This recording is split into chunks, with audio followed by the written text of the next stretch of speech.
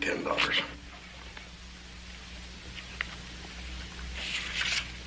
Here's your 10. And 10 more. His luck can't go on forever. I wish you fellas had stopped fussing that way. After all, I didn't want to play this dang game in the first place. There's, your 10. And, there's another 10. Well, I got your new saddle in my carbine, so let's go. Yeah, wait a minute, Adam. Let me play this hand out. That's $20 to me, right? All right, I ain't got but 10, so I'm 10 in the pot. I'm gonna call it 10. You mean you've lost all that $400 my brother paid you for that horse? Look, I feel bad enough as it is now. Just be quiet, will you? Let's see your card, Frank. Ain't it a caution how them cards just fell together?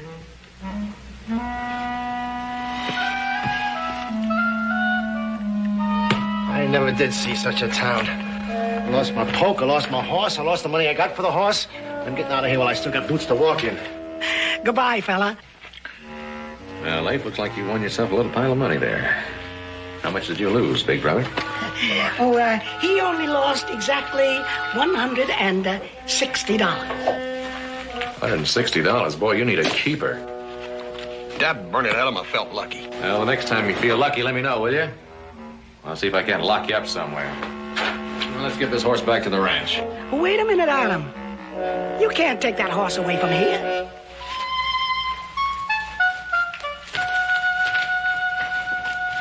What are you talking about? You gave him the $400 for the horse, didn't you? Yeah. Yeah, and the horse trader lost the $400 to me. Well, that's his bad luck. Oh, well, the horse had a little bad luck, too. He lost $160. Why don't you sue him for it? Oh, I wouldn't sue him. I'd just, sell the horse. You'll what? Adam, look. After I borrowed that first 100, Leif here made me put the horse up for security on the rest of it. Security? Yeah. Security. Yeah, security. You know, if you weren't so big, I'd just poke you one right in the mouth. Well, we'll get you your 160 somehow. Yeah, and make it soon, or I'll sell him. I got enough hay burners around here already. Leif, how come you're so ornery? It's the business I'm in. These critters standing around, eating and drinking and making me do all the work. I just hate them. Like you hate poker. Yeah. I'm just plain mean. Yeah, you sure are.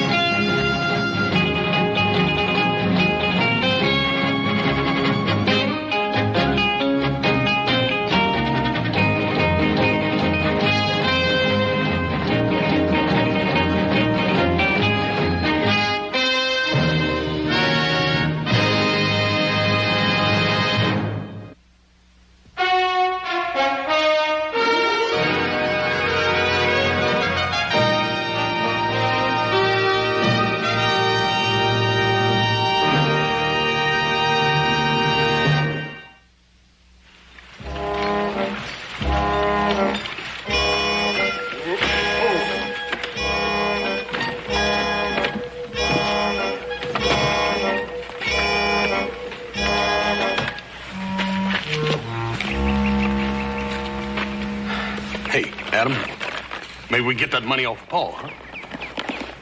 For a thoroughbred racehorse?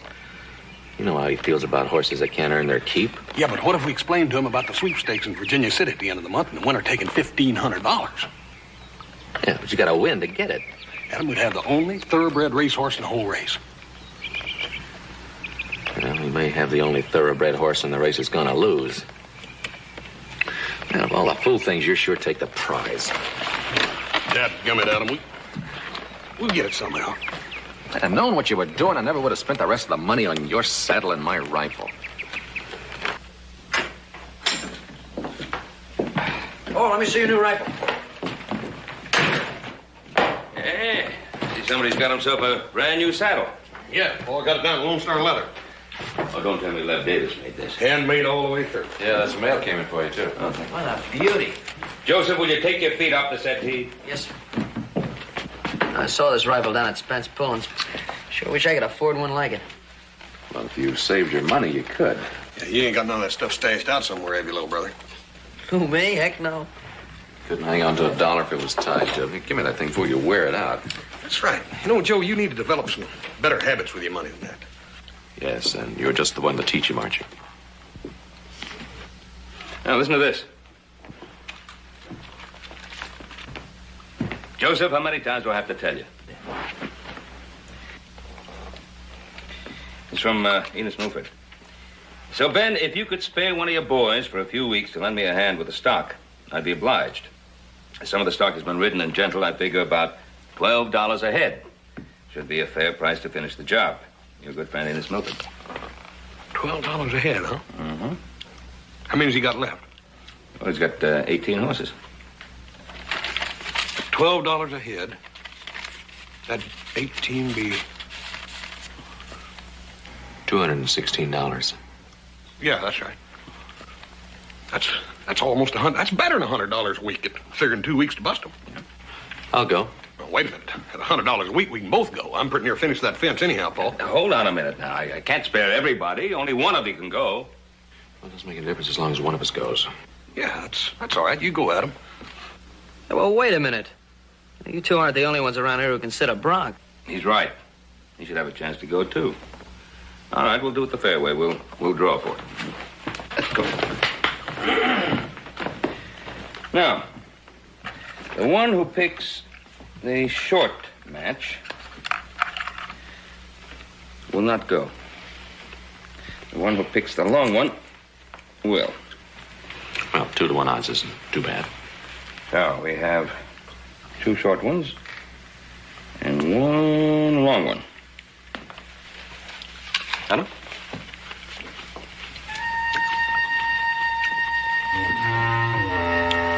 You go first, little brother. You're older than I am. You go first. Oh, come on.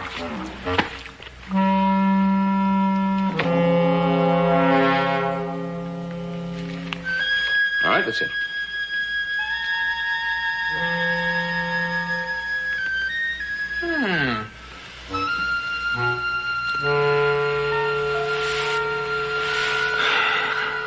Just isn't our day, is it? Dadgummit of all the cons. Come on, hoss. Oh, youth must be served. Seems a shame to send a boy to do a man's job. Oh, I think maybe this boy could manage it. Huh? Yeah, but Paul, all that money in here, just throw it away like he always does. Well, I agree that his money habits aren't all that they should be. Well, don't you worry, Pa. Don't you worry about that. Oh, indeedy. Not after seeing this new rifle Adams. I'm going to develop some new money-saving habits. Would you mind? Well, I'm glad you're picking up some of your older brother's better habits.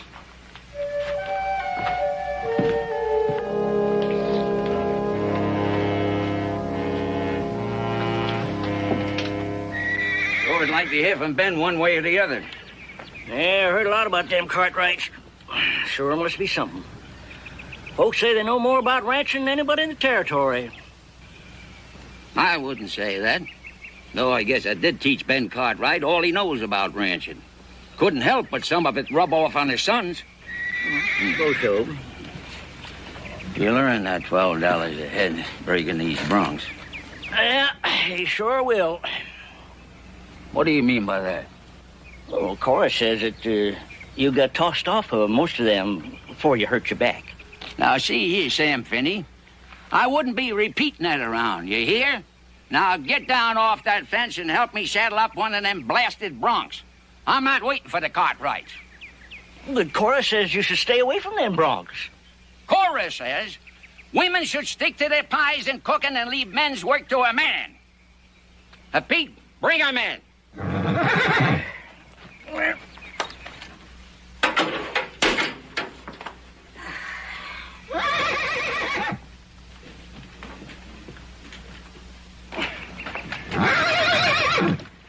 Oh, for heaven's sake.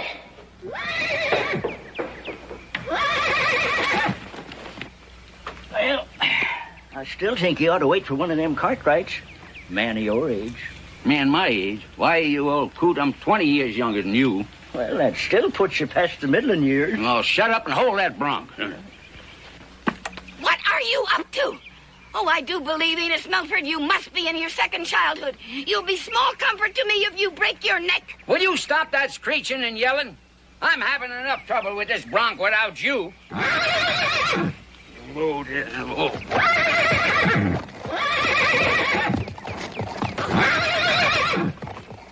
Cut him loose.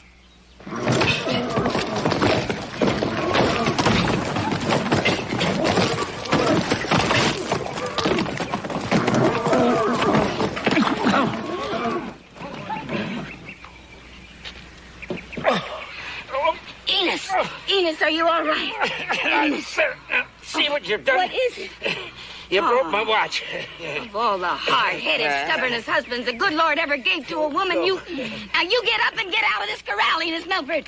I'll never be able to ride him with you in this corral now. Land sakes, little Joe. Howdy, Mrs. Milford. Oh, we didn't see you coming. My, how you've grown. Come on, leave me be. Didn't know when you'd get here. How are you? So I just thought I'd take the top off that there jughead. Good to see you. He must have stepped in the hole. Enos.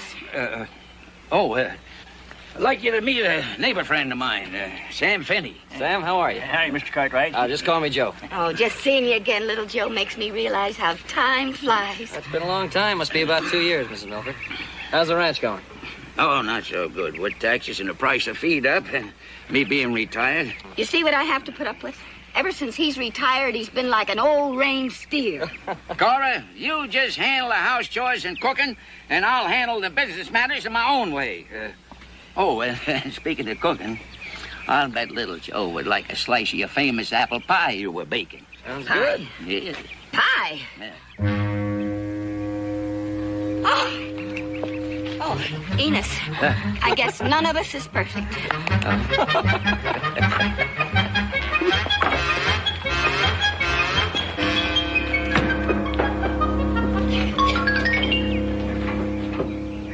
Now there, little Joe. That little bay there, she's still rough, but I sat her till she started banging me up against the corral fence and I had to get off. Yeah, well? Well, what? Well, then she's never been rode. Oh, I sure enough had her whipped until she started bumping my leg against the corral fence. Yeah, what about the others? Oh, that Sorrel and Black. Oh, they gave me plenty of trouble. Well, what about the Sorrel and Black? Well, the sorrel broke my cinch when I nearly had him until me and him parted company. Hmm? Yeah. What about the Black? Well, the truth is, I lost the stirrup. And you know as well as I, little Joe, that a bucking horse will generally pile you good if that happens. Mm-hmm. Oh, boy. Mr. Milford, I thought I was stealing when my pa told me he'd pay me $12 a head to break that stock of yours, including the ones that you'd claimed you gentled yourself. But the fact of the matter is, I don't know how many horses out there have thrown you. But you said you could handle the rough ones. Oh, I can. I can, but you know and I know that any horse out there that's tossed you is going to be tougher to stick on the next time. And I got to stick on those horses till they're broke where they throw me 50 times or more. So I'll ride all the stock. And I'll charge you $15 a head for the ones you rode and $12 for the others. Now, see here, little Joe Cartwright. You're not squeezing me for more money. Talk like that sounds like your pa put you up to it. My pa did not put me up to this. I put me up to this. Yeah? If you don't like the deal, well, get yourself another rider.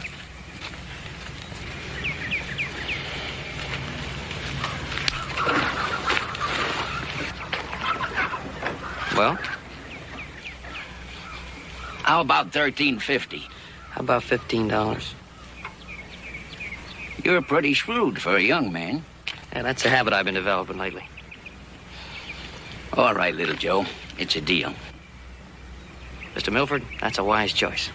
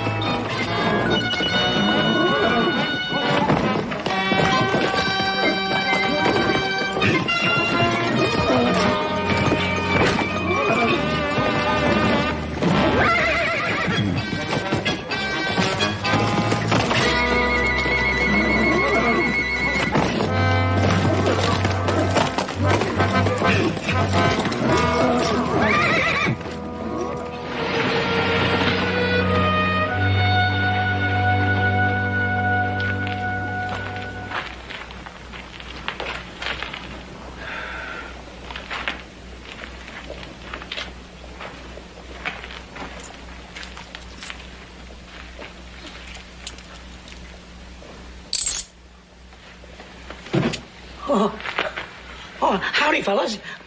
Hope you didn't come in here to play that dang game again. No, we didn't come in to play the dang game. We come in to get our dang horse.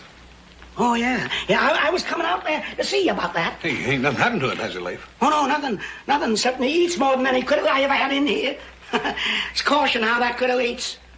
And then with no exercise, he starts kicking down the stall. Well, then we'll just have to take him off your hands. Get it back to our place. Oh, well, you got the 160? Well, not exactly, but... No buts. No money. No horse. Oh, now, come on, Leif. Dadgummit, you know me and Adam. You know you'll get your money. Well, where is it then? We've overextended ourselves lately, and we're a little short. Well, your pa's got lots of it. Why don't you get it from him? Well, you see, every family has its quirks, and under the circumstances, going to our pa is one of them. Oh. Well, how about little Joe? Everybody knows how he throws his money around. By the way, I ain't seen little Joe lately. Where's he been? He's been working. A couple of weeks now.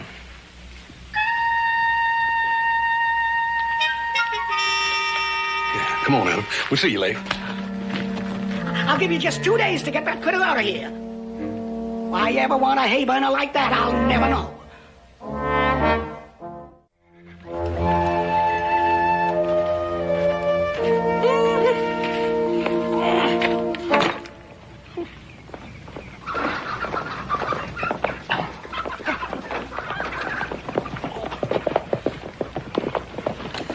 Hello, brothers. Little brother, looks like he's all in one piece, don't it, Adam? Yeah, but can he move? Yeah, well, I'm hurting a little bit, but the money kind of soothes all that. Well, with all that hurting, you must be doing a pretty good job. If you're hurting too bad, I'll be happy to take over for you. Oh, that's terribly generous of you, but I think I can handle it.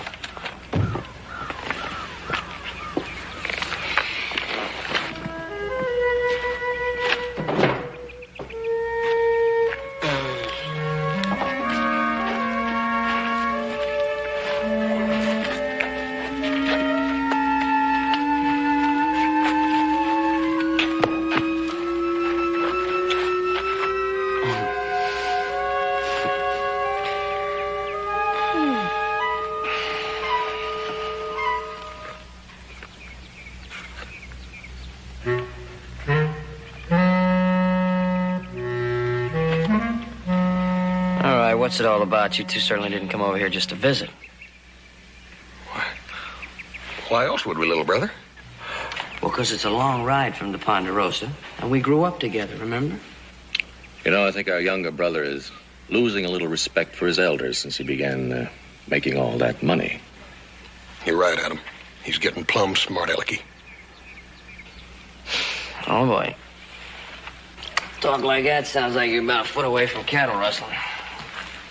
How would you like to own a real racehorse? Long-legged Kentucky thoroughbred. You see, we got a chance to buy, I should say, steal from this dead-broke horse trader the swiftest-looking animal you ever laid eyes on.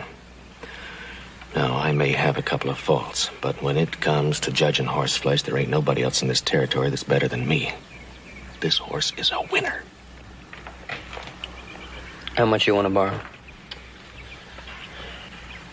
You know, little Joe seems to be developing a certain kind of hardness, don't he?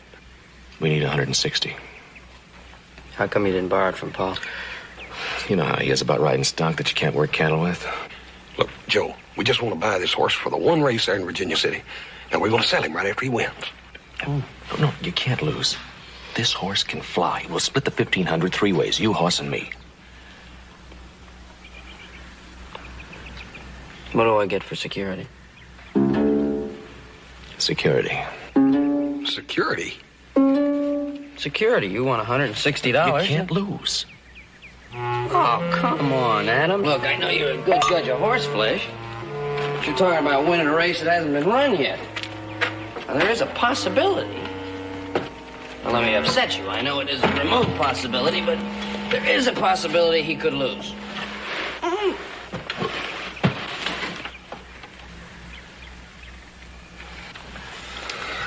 Hey, Joe, look. Why don't you do me and old Adam a real big favor and loan us that money? Security. You'll own a third of the horse. Security. Joe, you can't lose. Security. Security. You keep talking about security. Now, what do you consider security? Well, what are you yelling at? You want me to spend $160 for that horse? I don't need the horse.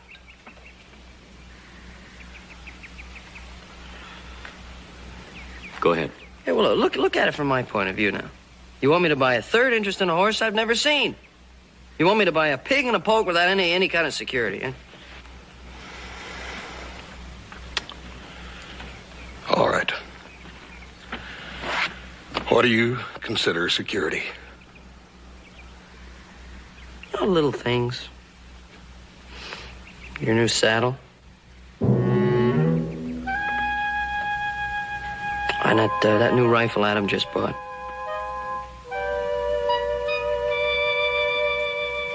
You are a thief. Steal from his own kin. Give up on the whole thing. Wait. Now, I know that we are only half brothers, but we are brothers. Agreed? Well, I always thought so till now. All right. Our young brother here wants security for $160. So, let's give it to him. If the horse wins, you get 1/3 of the $1,500 prize money. If he loses, we give you our share of the horse to sell as you so please. Is it a deal?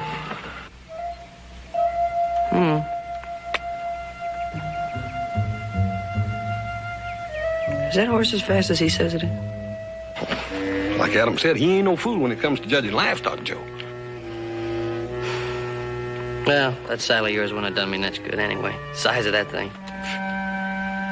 But boy, you know, that rifle of Adam's, that's a nice one. So if the horse loses, I want the horse and the rifle.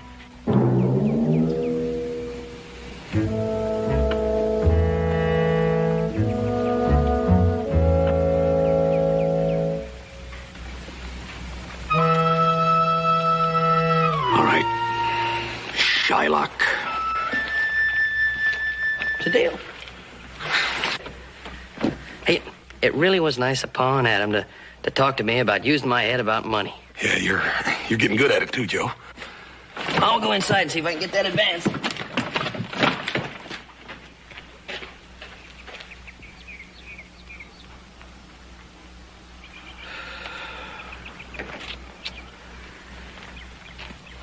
Excuse me, Adam.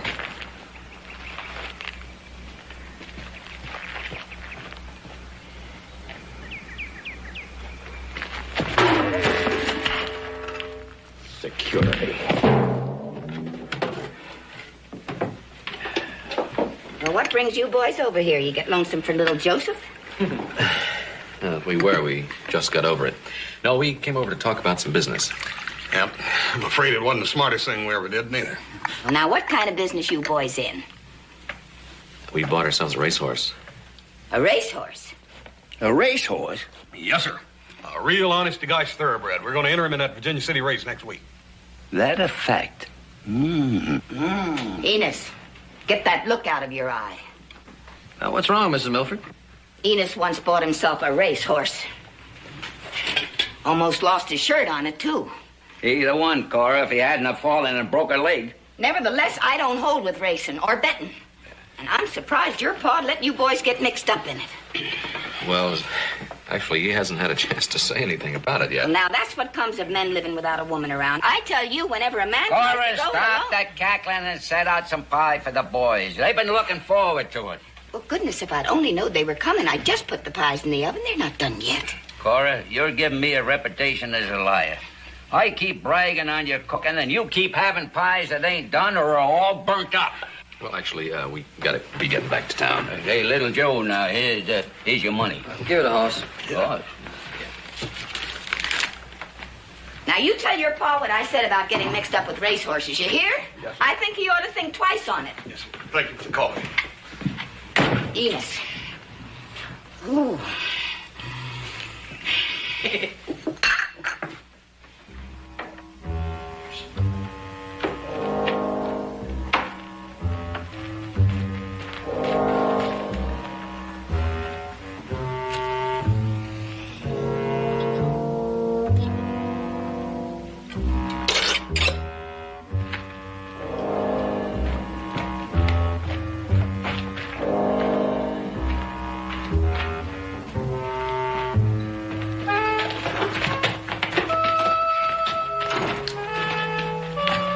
Paul don't bust his vest when he finds out what we done.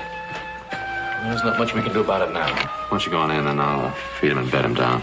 Now, wait a minute, Adam. You feed him and I'll bed him down, then we'll both go in and talk to Paul. Come on. You know, you're beginning to act just like another brother of mine. Oh, Adam, it ain't that. That Burns just a... Well, I sure do hate to face Paul alone, that's all. Why? Oh, hello. What's wrong? Nothing. Well?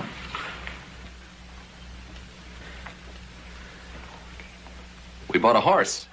You bought a horse? Yeah, Paul, and he's... He's taller than anything we have here on the ranch. Oh, he sure is. Yeah, he sure is. You intend to cut cattle or do some roping with this giraffe? No. This is a racehorse. We bought him straight from Kentucky. The racehorse? Yeah. Straight from Kentucky. How many times have I told you two that if an animal doesn't carry its own weight here, we don't need it? No, you don't understand. See, we're going to enter him in the race in Virginia City, and when we win the $1,500, then we're going to sell him. But, Paul, he can sure run. Horse he can sure eat. Regular hay burner, ain't it? Paul, Adam took him out for a little round this afternoon, and there ain't a horse on this whole place that can even make him breathe hard. Oh, that's for sure. That right? Yeah, look at his chest. Yeah. Take a look at these legs, too, Paul. Right here. Eat. Look at those legs, Paul. You ever seen anything like it? Ain't he something? How's the staying power? Oh, he can run all day. What'd you pay for him? Oh, what did we pay? Paul, would you say $400 was too much money to pay for an animal like that? $400? Cash money. You ever go to sale? Oh, yeah, sure. Got it right here. Mm-hmm.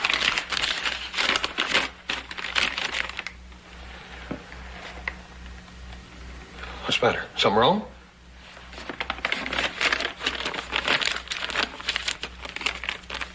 You stole the horse. What? Yeah. This horse is worth $1,000. Didn't I tell you? Huh? Didn't I tell you he's worth every As a cent matter we of paid fact, for? he's worth $1,500 to anyone who wants a racehorse. What do you mean by that, Paul? Well, I guess the only way you can earn his board and keep is by entering him in that Virginia City race. That's right. That's right. And that's what we're going to do, Paul. You are? The only thing is we're going to have to borrow $25 for the entrance fee. $25? How'd you boys get that broke? Well, that's a long, sad story. Now, the point is, Pa, can you loan us 25? Yeah, and maybe another 100 or so we can make a few side bets. How much? 75?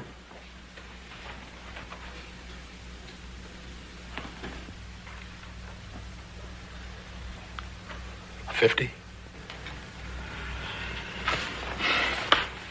25 for the fee, huh? I'll tell you what I'll do. I'll lend you $25 for the fee and $50 apiece for the side bets. Hey. Great. Of course, if I'm going to lend you that kind of money, I'm afraid I'm simply going to have to... We know, Paul. Security. Yeah. These are really good cookies, ma'am. Well, thank you. Well, I've been meaning to tell you, little Joe. You've been doing a fine job. Near as good as me in my younger days. Thank you. But for $15... Enos, now don't start that again. Well, Cora, it's getting late now. You should get ready for bed. Yeah, I think you're right. Good night, little Joe. Good night, ma'am. Pleasant dreams. Enos, So, hold it up. We gotta put the stock to bed, so you go to bed. Good night, dear. why don't you shave once in a while? I will, honey. Good night. I'll be up later.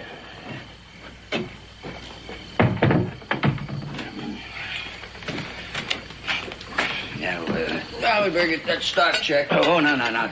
Just a minute. Want to ask you something. That little black horse you were breaking, he as fast as he looks? Mm-hmm. It's about the fastest little animal I ever rode. How long you think it would take to get him set for racing? Racing? You're not figuring on racing that horse, are you? Well, it might be if you thought we could get him ready by time. You know, that $1,500 purse is mighty inviting. You figuring on riding him? Well, I could, but I thought maybe you'd like to. Of course, naturally, I'd make it worth your while. You win, I'll give you $400. Oh, I don't know, though. You know, my brother's having that horse in the race. It just doesn't seem right for me to ride against him. Now, little Joe, you just don't understand now. You can't lose. Well, what a race. Nobody can lose it. Don't you remember? You told me if the thoroughbred wins, you get $500 of the purse, plus the third interest of the horse. That's right. But if Blackie wins, you get $400, and the brothers have to give you the thoroughbred and the rifle.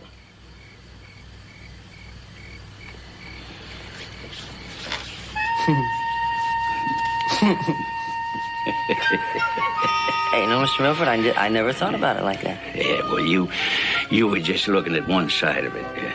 Yeah, I guess I was. Yeah. Got something I want to show you.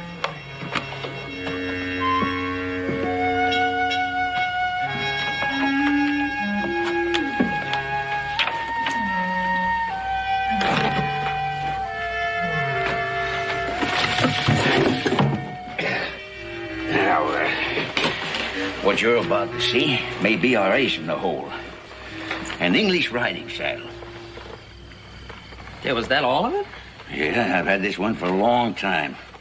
All I had left after that racehorse of mine fell down and broke his leg. Feel his weight. Hey. Hey, that thing doesn't hardly weigh anything at all, does it? Yeah, and I wouldn't be a bit surprised if a horse could run a mite faster with this on his back instead of one of ours. You know, I bet you're right. I bet you are right. Yeah. I just wonder if the racing committee lets you use it. Oh, I've already checked the rules. It says all horses will be ridden with a saddle.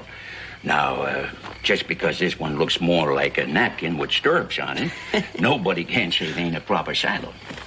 It's a saddle, all right. Yeah. Boy, you really checked this thing out, huh? I sure did. There's just one thing. What? Well, I think that for training and riding this horse, it's just worth more than $400. Just to be fair, I should get $500. $500, you got yourself a rider. $450. $500. $500. You know, little Joe, I'm beginning to think the only way to get ahead of you is walk behind you. Now, just one more little favor. Let's keep this kind of a secret from Cora, I mean, you know. You know how she feels about racing. Don't you worry about it. So, Mr. Milford, there's one thing you and I understand. It's women. Enos! Yes, dear. Hey, the saddle. Oh, the saddle.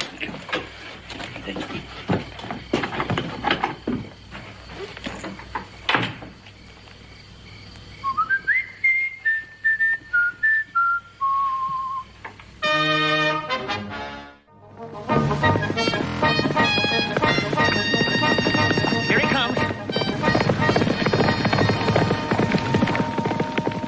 Hey, sure can run. Gonna take a mighty good horse to beat him. I hope you're right. We'll find out day after tomorrow.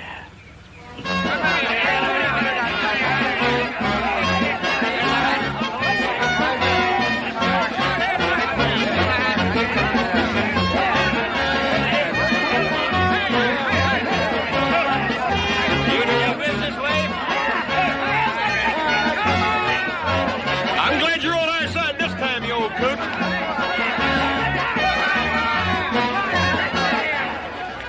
I've got a feeling your brother's gonna do some yelling about this saddle. I got a feeling they're going to do some yelling about who's sitting in that saddle.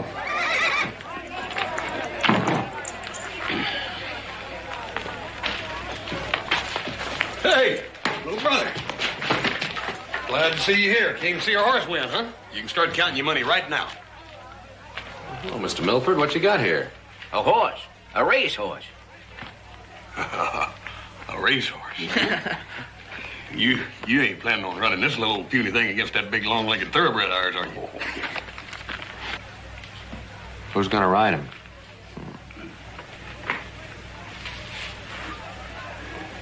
Well, I was meaning to talk to you about that, Adam, but I've been so busy all week. What you're trying not to tell me is that you were going to ride him, right? Mm-hmm. Now, wait a minute, Joe. You mean you're going to ride this horse against our racehorse? You got a third interest in him yourself. We know that, but that ain't enough. Wait a minute. Come again on that a little bit slower, Mr. Milford. Look, if he wins from me, he gets $500 for riding, plus all your losing horse, plus your rifle at him. But if he loses and you win, he gets $500 from the prize and only a third of your horse.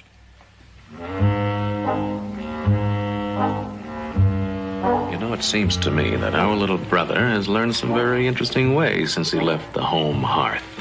Yes, sir. He's putting together some real dandy little tricks, ain't he? Yeah, well, you fellas told me I should get better habits about saving money. Don't you think you're overdoing it, little brother? Well, I wouldn't worry too much. Looks like a pretty small horse. You think he can last the race in a dead run? Just would like you to clean and polish that rifle of yours before you give it to me. Race isn't run yet. Come on, Adam. We got to get saddled up anyhow.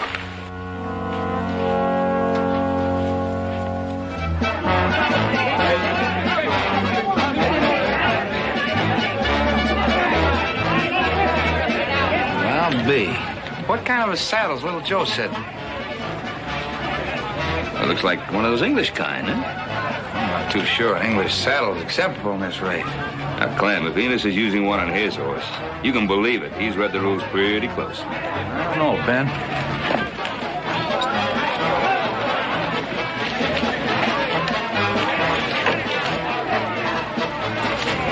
grand, wouldn't you say?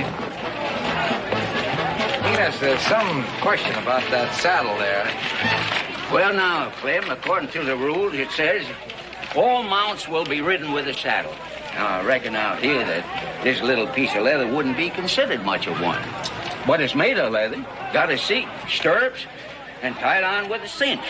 Now, if that don't make a saddle, I don't know what does. Well, Clem, he's right, you know. If you want to change the rules, you're going to have to wait till next year. Right now, he's got you. Let's get on with the race.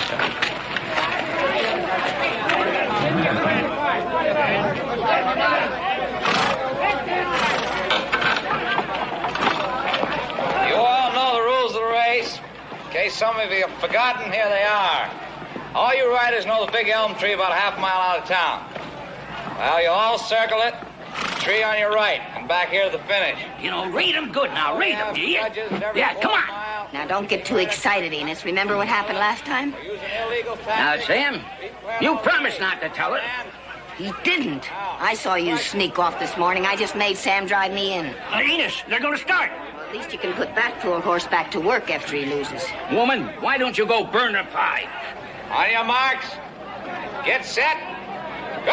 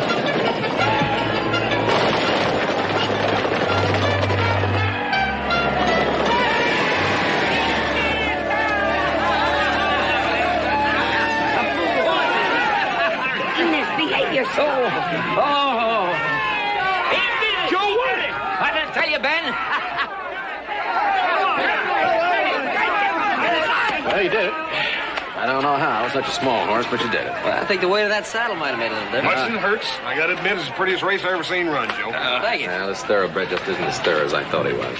Too bad, Adam, but it was a good race. Little Joe, you really slicker them with that little saddle of yours. I'll pay you all off. I'll pay you all off much as I hate to. All right.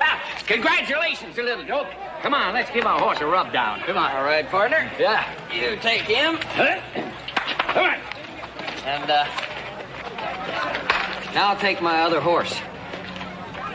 Don't remind me. I don't think I like this much. What's the matter? Oh, you too? Here. Enos Milford, Now, Cora. have you lost your senses? Cora, let me explain. But what do you want him for? He ain't good for anything on the ranch. Oh, just look at him, Cora. Just look at him. As pretty an animal as God ever created. And I just couldn't resist trading Blackie for him. But at least Blackie was good for something beside fool horse racing. Mother, this big horse means a lot to me. Oh, sure, I know he's useless, but I've always wanted a thoroughbred. And even if all he can do is eat and whinny, it's, sort of something I've wanted ever since I was a boy. Enos, sometimes I'll just never understand men. Oh, let's take this big hay burner and get home. All right. Thanks for the horse. Enos got himself a mighty fine animal. Well, Mr. Milford wanted that thoroughbred so bad, Pa, I couldn't very well refuse him. Besides, old Blackie here's nothing but working stock.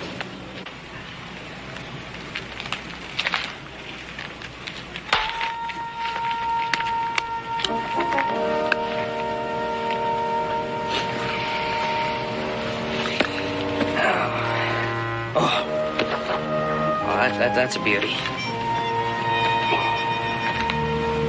I got a scabbard.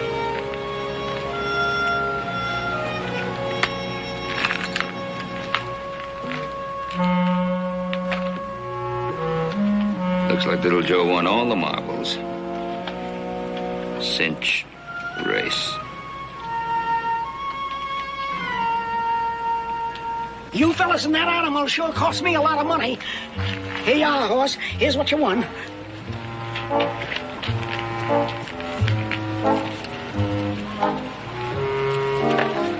How about a beer, Leaf? I'll buy you a beer. Come on.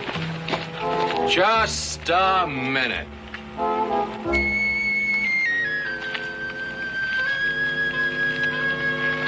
What is going on here? Well, Adam, you see, I put up my new saddle for security to borrow the money to make that bet with. But we lost. I know you did, Adam, and I'm sorry about that. Now, let me get this straight. You are telling me that you bet against our horse? Adam, old Leif was making such good odds, I just couldn't resist.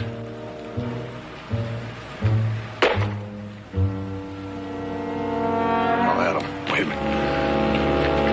I'll tell you what I'll do, Adam.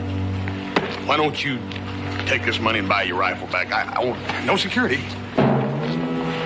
How come I don't go down and buy you a beer? I'll buy you a beer, too. You Leif? I'll buy everybody a beer. You want a beer? You want your rifle back? You don't want the money. How much do you want to bet on this one? What you got for security?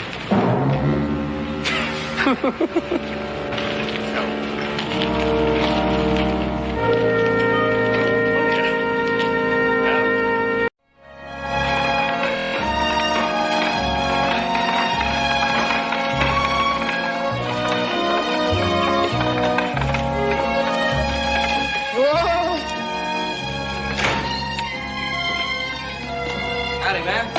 Can I help you? Is your name Cartwright by any chance? Yes, ma'am, it sure is. Hey! Ma! You could hurt him knocking him down like that. No more than he hurt us. You, sir, are a thoughtless, despicable cur. We came all the way from Carson City because of this advertisement. Go ahead, read it, Mr. Cartwright. You just read it.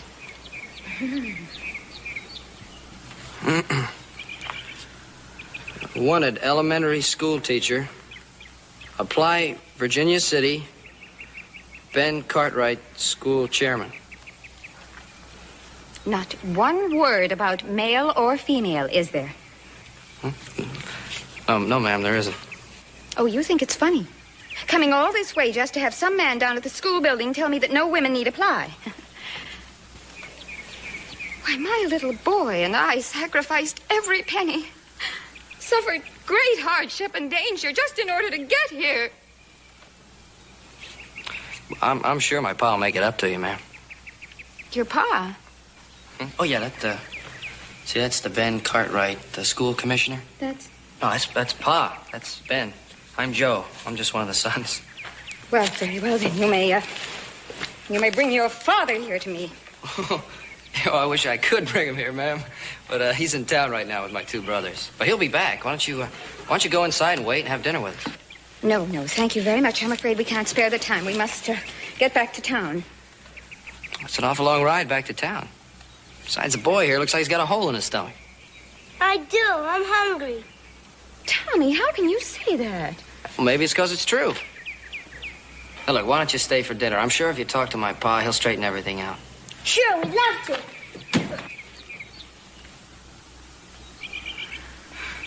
Well, all right. Oh. Tommy, you take care of your mother. I'll put your horse away. Okay, come on.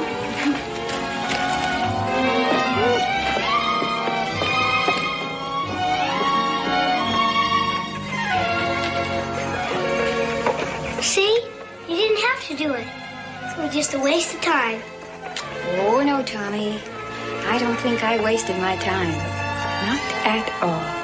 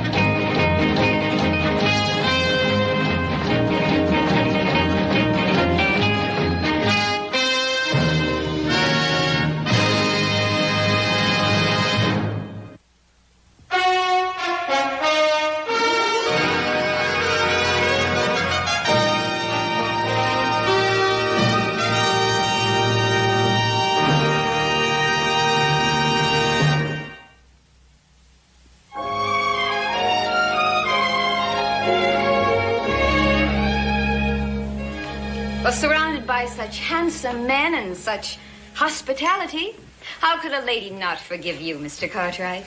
Well, I'll try not to take advantage of that when we discuss some suitable arrangement for that terrible oversight in the advertisement. Why, thank you, sir. Well. I'm afraid I'm a little bit bigger than he is. You got him cleaned all over. What magic do you have? No magic. It was easy. Just scrubbed him. Huh? Well, I don't want to take all the credit. Hop Sing held him. And Hop Sing just take a bath yesterday. Here's some cookie for you because you eat your dinner so good. Man, I'll take 2 baths tomorrow. Oh, now, Tommy, dear, please don't start making any plans. We're leaving in the morning. All right, Mom. Oh, why so soon? Well, I'm afraid I couldn't convince your father that I should get that job. Oh, Mrs. Grant, actually, it was the school board's decision that they wanted a male teacher. I think Mrs. Grant understands that part, just that it's kind of a long trip back to Carson City. Might be a good idea if you just stay here for a while, just for rest. Oh, no, why, that would be imposing. I couldn't think of that. Oh, well, you didn't think of it. I did. Well, of course, you're more than welcome, Mrs. Grant. Well, I have made other plans. Oh, why can't you change your plans? Well, just for a little while. I think Tommy's counting on it. Well, all right, then. For 2 days. Good. Tomorrow morning I'll take you for a ride and you'll see some of the most beautiful country in the world. Oh, I'd like that. If it won't take you away from your work.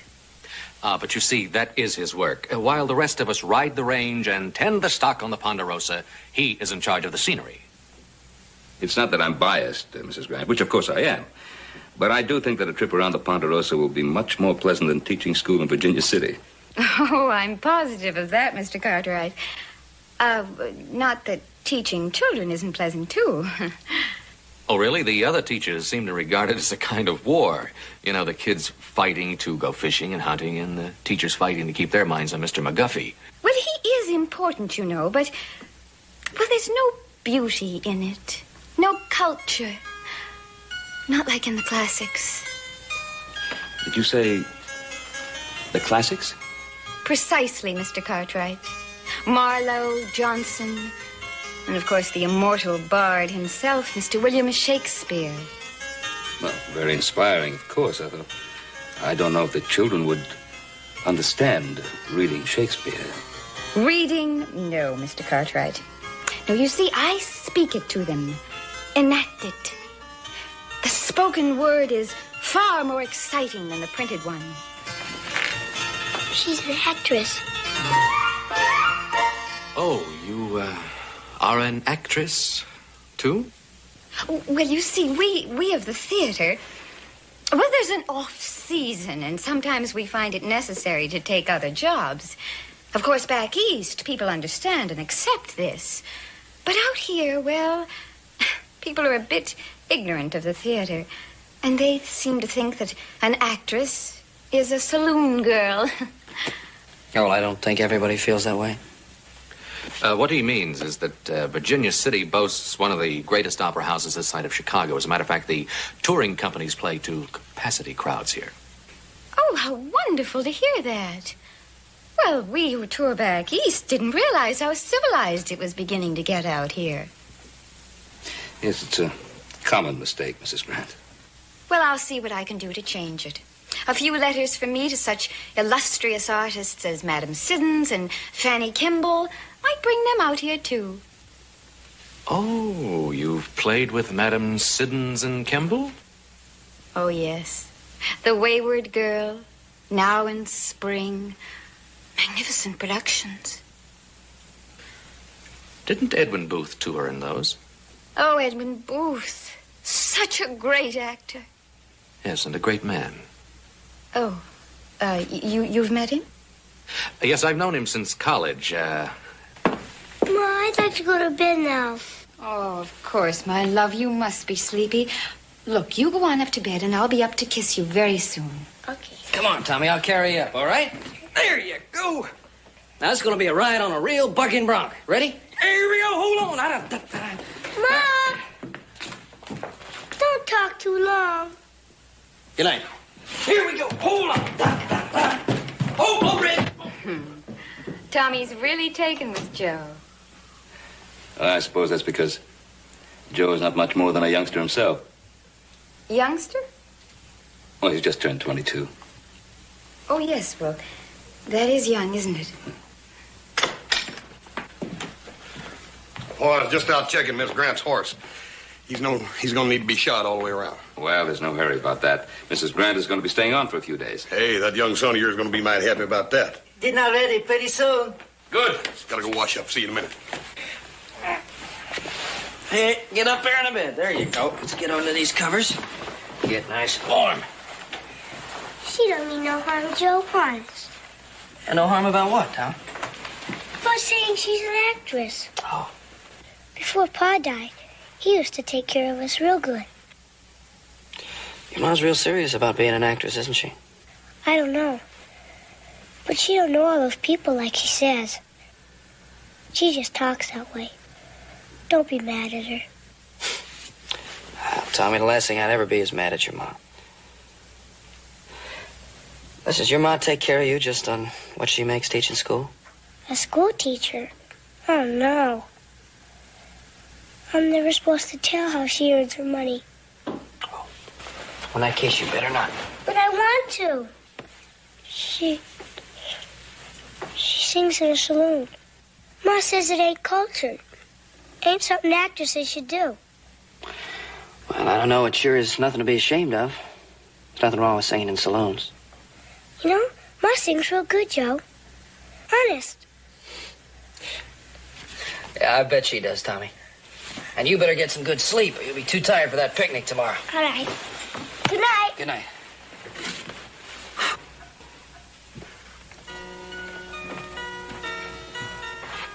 Early this morning, just as the sun was rising, you might have heard me singing in the valley below. Oh, don't deceive me. Oh, never leave me. How could you use a poor maiden so? Remember the flowers that you brought to me daily. Remember the vows that you made to be true. Oh, don't deceive me. Oh, never leave me. How could you use a poor maiden so? Oh, promise you'll cherish me and cling to me dearly. Promise you'll marry me and save me from the grave. Oh, don't deceive me. Oh, never leave me. How could you use a poor maiden so?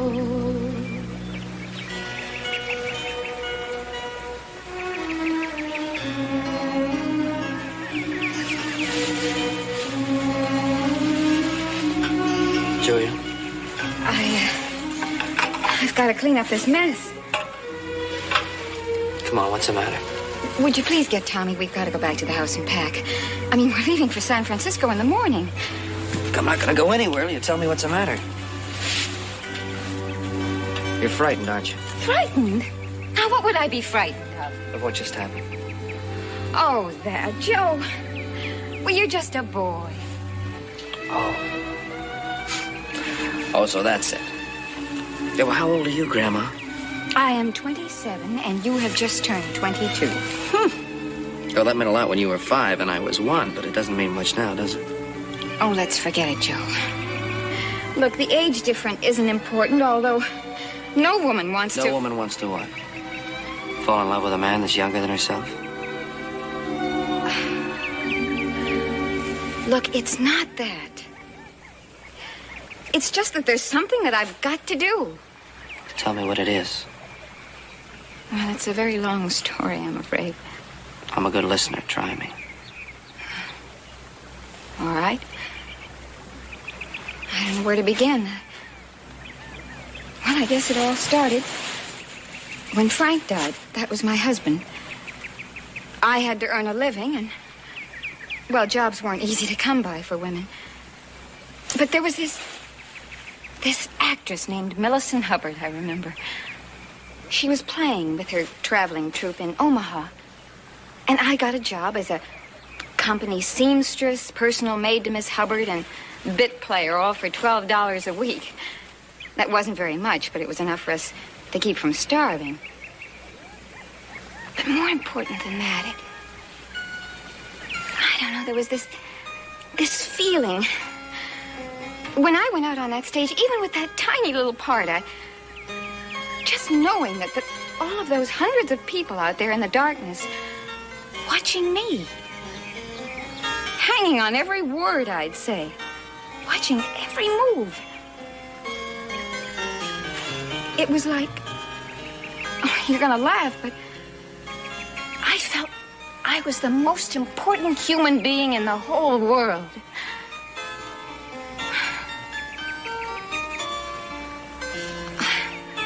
I expected you to laugh. I wouldn't laugh at anything you said. Besides, I think it's good. I think it's important that somebody has something like that they believe so strongly about. It makes life worthwhile. You know, Joe, I didn't really want that teaching job. I don't want to teach. I don't want to do anything except act. And boy, I'd do anything for that. I just wanted to make your father feel guilty so that he'd be forced to pay me a few dollars and we'd maybe get a few free meals besides. You see, that's the way I am. I'll lie, I'll cheat, I'll maybe even steal. I don't know. But I do know that I don't want to hurt you. And I might if I stay here. If you leave, you'll hurt me more. I'll go get Tommy.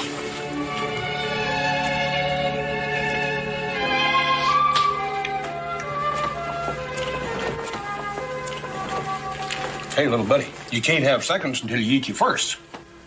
I just ain't hungry, I guess. Seeing as how we're leaving early tomorrow, I better go to bed. You taking me up, Joe? No, darling. Joe isn't finished with his dinner yet. I'll put you to bed. Come on. Hey, Tommy, I'll be up in a minute to tuck you in, all right? Night. Mrs. Grant.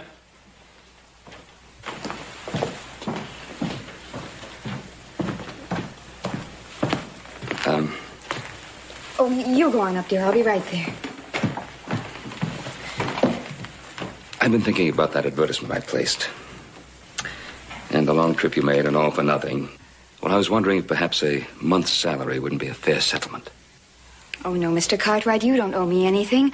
Why, that was all a silly mistake. Well, it would make me feel better. And, well, with the prices being so sky high in San Francisco, I think every little bit would help, don't you? Oh, please don't worry. Why, the impresarios are casting all their touring companies now. Why, I bet that within inside a week, I'll have a big part in an important production.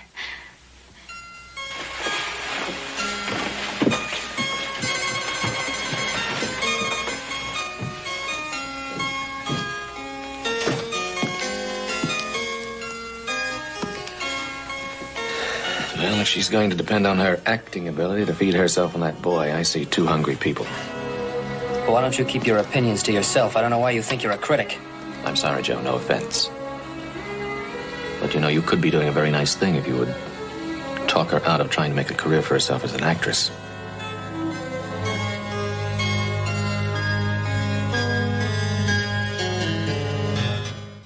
Right to sleep, Tommy. We've got a big day ahead of us tomorrow.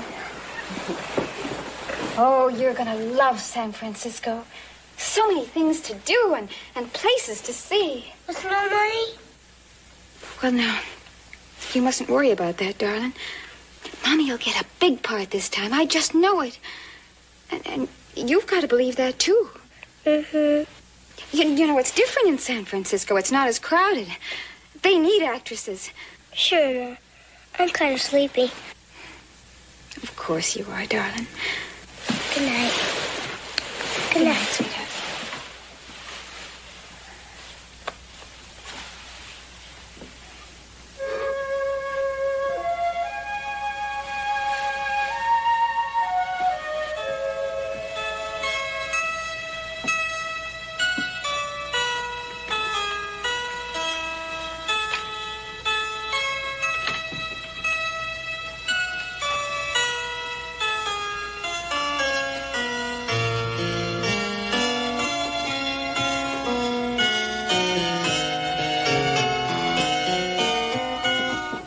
Julia?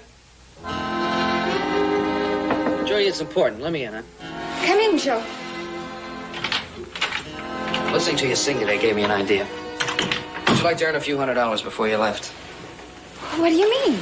Well, you know I don't want you to leave, and you can use the money, so I figured out a way to help both of us. Oh, and what way is that? I have a friend named Jim Larkin who's always in the market for a good singer. Singer? For what? Where? Just the finest club in Virginia City. You mean a saloon? How dare you suggest such a thing? Julia, no saloon pays a singer $50 a week. $50? $50. I told you it was no saloon. Well, that would make it easier. I mean, in case rehearsals don't start right away in San Francisco. Of course it would. Now you're talking. Oh, there I go again.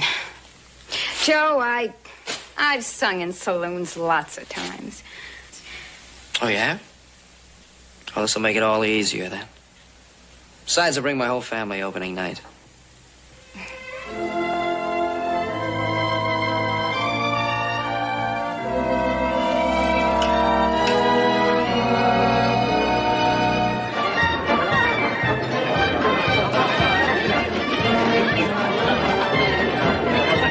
Well, Joe, as you see, I've spread the word. She's good tonight as she was at those tryouts. This place will be packed like this every night. Well, don't you worry about it, Jim. You won't be disappointed. I'll try not to. Where's your brothers? Boss? Adam? Jim, hi. Sit down. Take a chair. I got a waiter for you. How you doing? How's it going, Joe? Hey, 3 beers. 3 beers. Where's Pa? Oh, Tommy ran him into a game of checkers, and guess what? He's already beat Paul 3 out of 5. Hey, looks like we're going to have some fun here tonight. Yeah.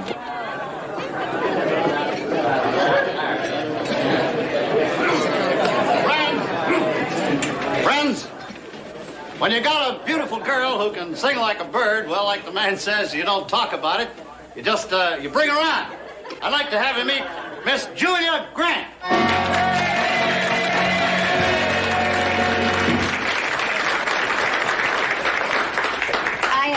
I'd like to sing a lullaby. My mother taught me.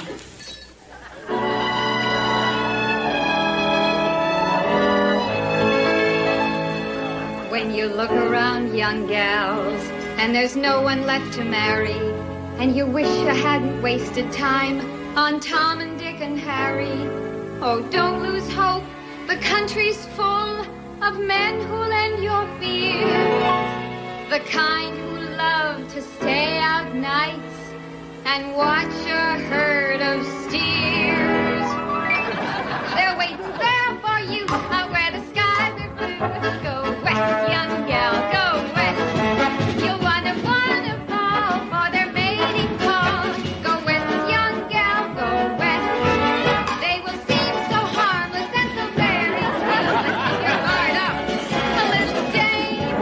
For those guys with their size and their lives take the prize in love's whole game. They're waiting there for you where the skies are blue. Go west, young gal, go west. You'll find you want to fall for their mating call. Go west, young gal, go west. They will seem so harmless and so very tame, but keep your guard up, a little dame. For those guys with their size and their lives tantalize, and you lose love, danger, and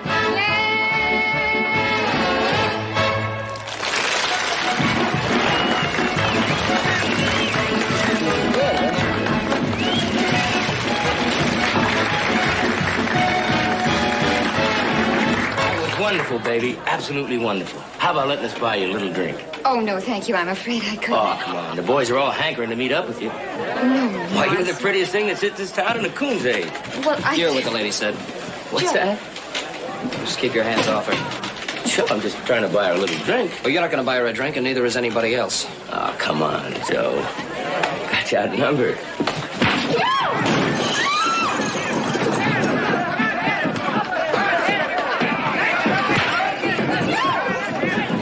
Wait a minute! You're gonna rip this joint! seem as though the family honor is at stake.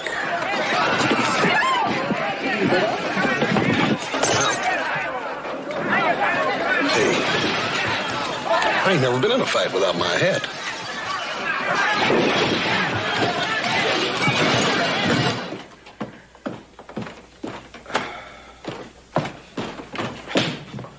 Morning. Morning, Paul. What's that? Huh? How'd that happen? Oh. I didn't have my hat on. Were you in a fight last night? There wasn't no quilling me, Paul.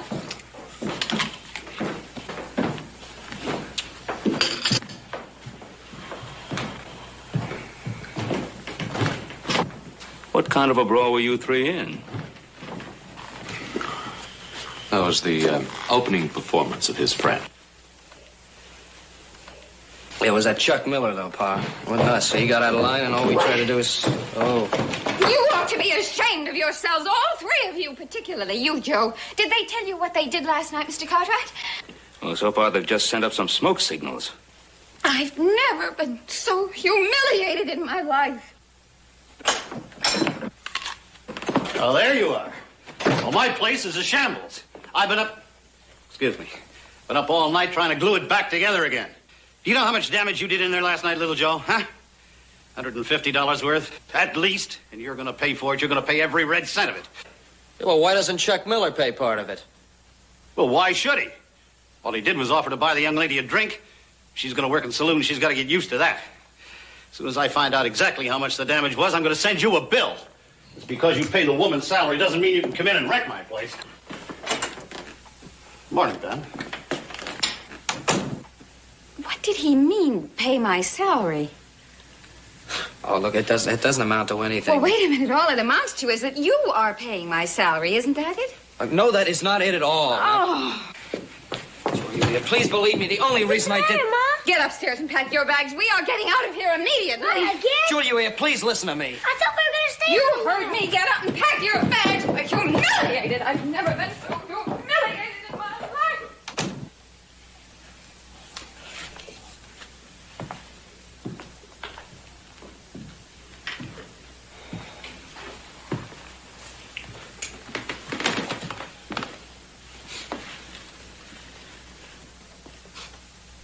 Well, I thought I was doing the right thing. Guess there's no use pretending anymore. You know how I feel about her.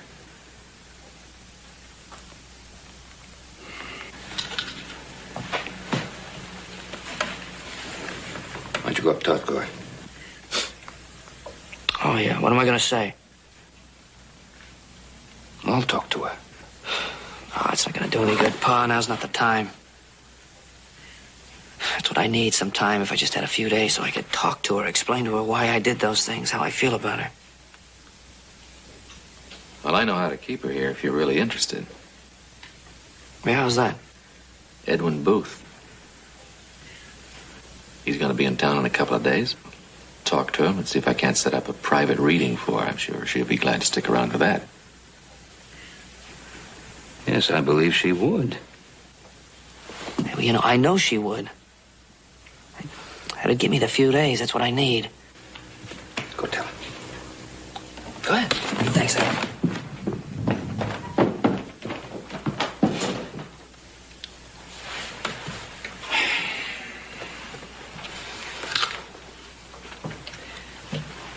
You know what's going to happen in that reading, don't you?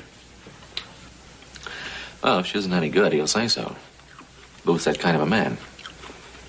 She ain't meant to be on the stage. She's got to find out sooner or later. A little rough on her. Adam, what, all my life I've been hoping for something like this. Are you sure you can arrange it? Yes, I think so. Mr. Booth and his manager, Mr. Forrester, are going to be in Virginia City in the next couple of days, and, well, I think we could work out something if you're really interested. If I'm really interested. Wait, just to get the chance.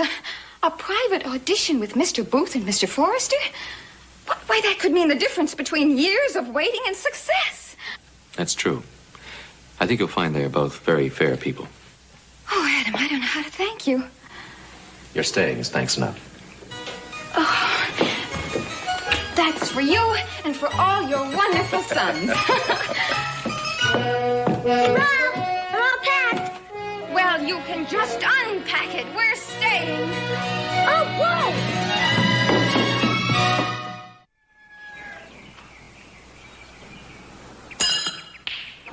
That's the way to do it, little buddy. Hey, man.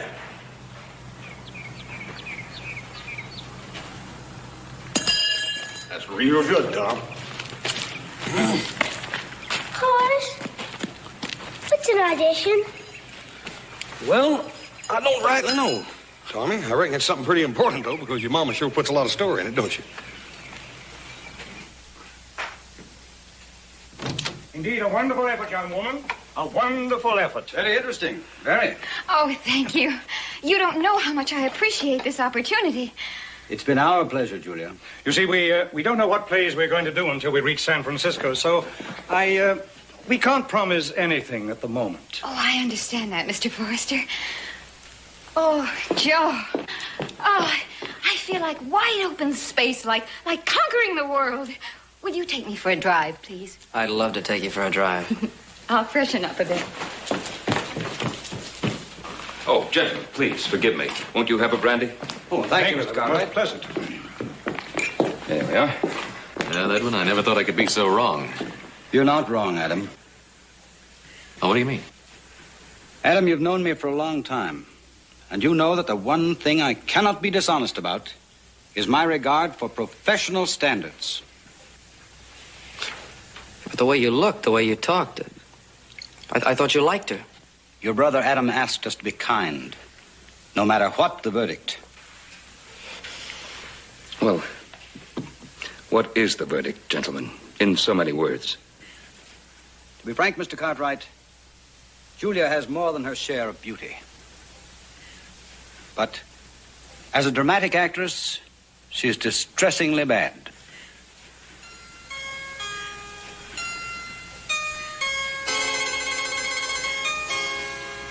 I hadn't thought about how much this had hurt her. It's not going to be easy to tell her. In a week or two, I'll write to her, and I'll let her down lightly. Thank you, sir. I think we better get back to town. Thank you very much for coming out. Goodbye, Mr. Cartwright. Forrester.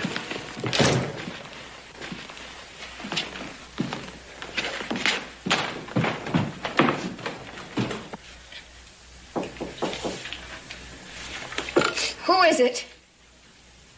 It's Joe. Come in, Joe.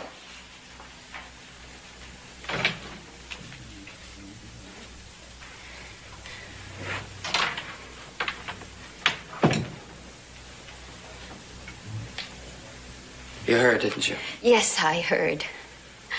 Well, you know what's bothering them. Professional jealousy. Oh, that Booth. He's afraid to see anybody else come along with talent. Look, I know how you must feel. If there's any way I can help you, if there's anything I can do. But I'll show them. Oh, boy, I'm going to show all of you. Well, then you're going to go ahead with your plans. You're going to go to San Francisco. You bet I am. And I'm going to be a big success. You can tell your Mr. Edwin Booth that. Well, all right, then. Well, maybe there's some way I can help you if you need any money or something. No. Thank you very much. I am perfectly able to take care of myself and Tommy. Yes, even to the point of paying you back that salary you gave Mr. Larkin. I'm going to go to work for him at regular pay. Oh, he'll hire me. He knows a good attraction when he sees one. Well, at least you'll be in town. I'll get to see you once in a while. Oh, you can see me anytime. Starting tonight. Why, you just come down to Mr. Larkin's fancy saloon and pay for a table.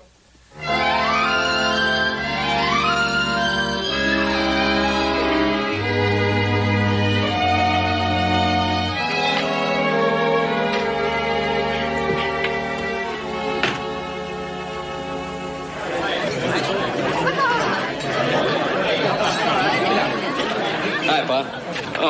Well, we've been waiting for you. Where have you been? Just stopped over the hotel, make sure Tommy was all right. Oh? Well, what's he doing? Well, he's in there playing checkers with the desk clerk. How's he making out? Beating the pants off him. Figures. Joe, Miss Grant wants to see you now. Right. I'll see you later, Pa.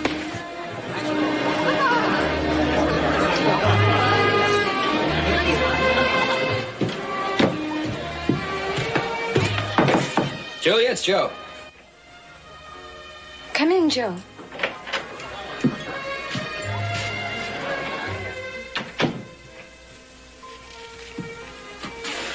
Hi.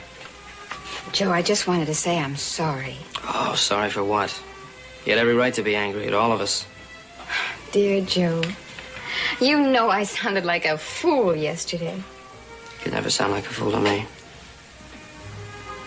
You know, it's a funny thing, but I guess I've always known that what Mr. Booth and Mr. Forrester said was true. But the more I failed, the more I tried, and the more determined I got, till I built myself such a life of lies, I couldn't let go. Oh, how do you know? You never tried. You know, it's really not so bad. There's lots of things in this life besides the stage. Lots of things.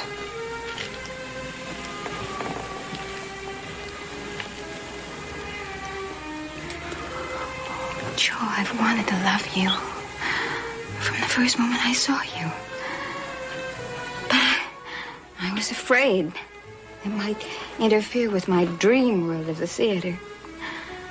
Can you honestly see yourself waiting outside of stage doors in Sacramento, Brownsville, Omaha, first night stands halfway across the country? Why talk about something that's not going to happen?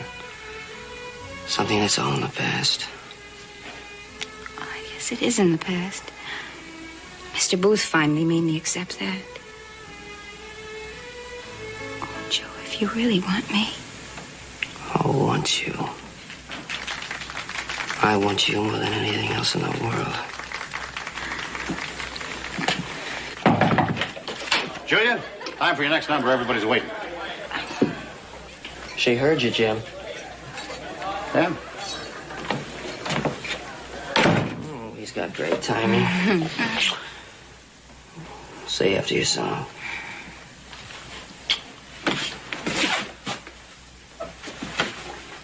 Oh, I love you. Sing good.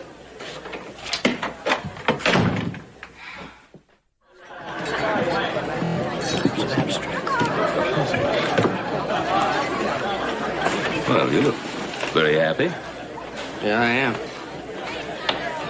Any particular reason? I'm going to ask Julia to marry me tonight. Don't worry, everything worked out fine, too. She's through with acting. Congratulations, little boy. Thanks. Friends, here she is again, the pride of Virginia City, Julia Grant. Well, here comes the attraction of the evening.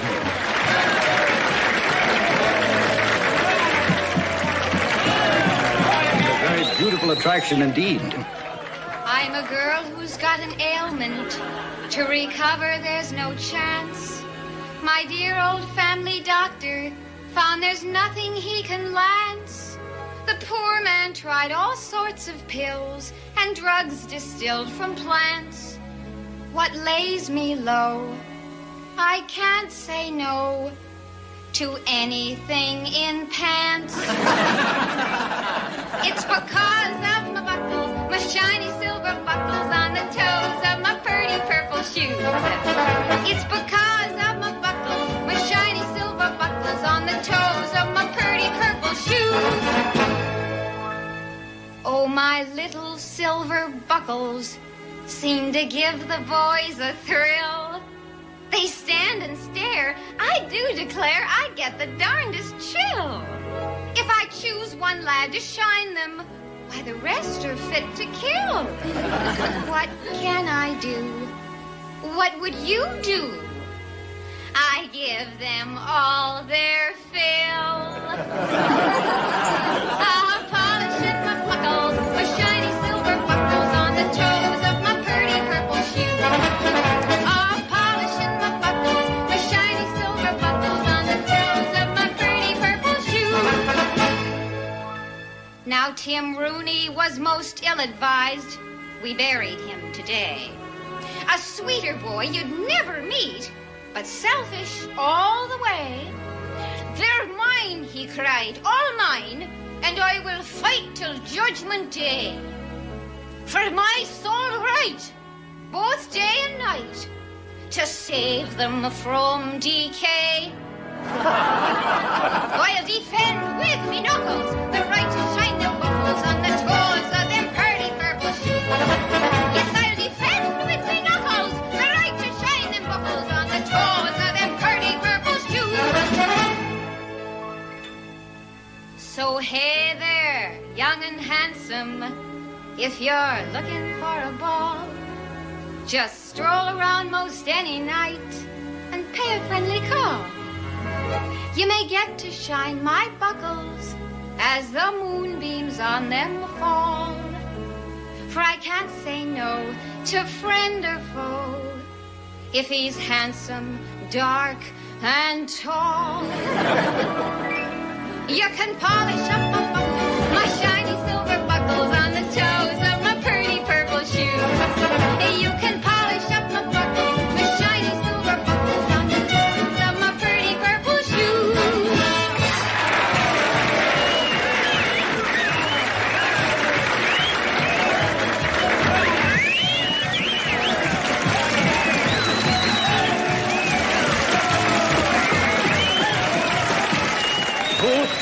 I think we found the leading lady for the Bohemian Girl. Exactly. She'd be perfect for it. Perfect. I thought you said she was so terrible.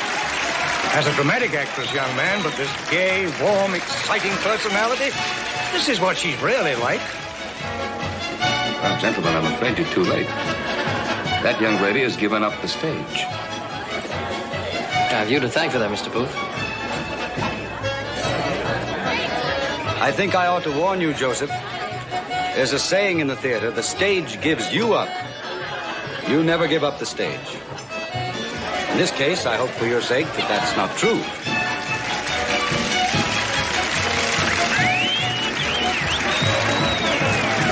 Magnificent. Look at them. She's got them all on a string.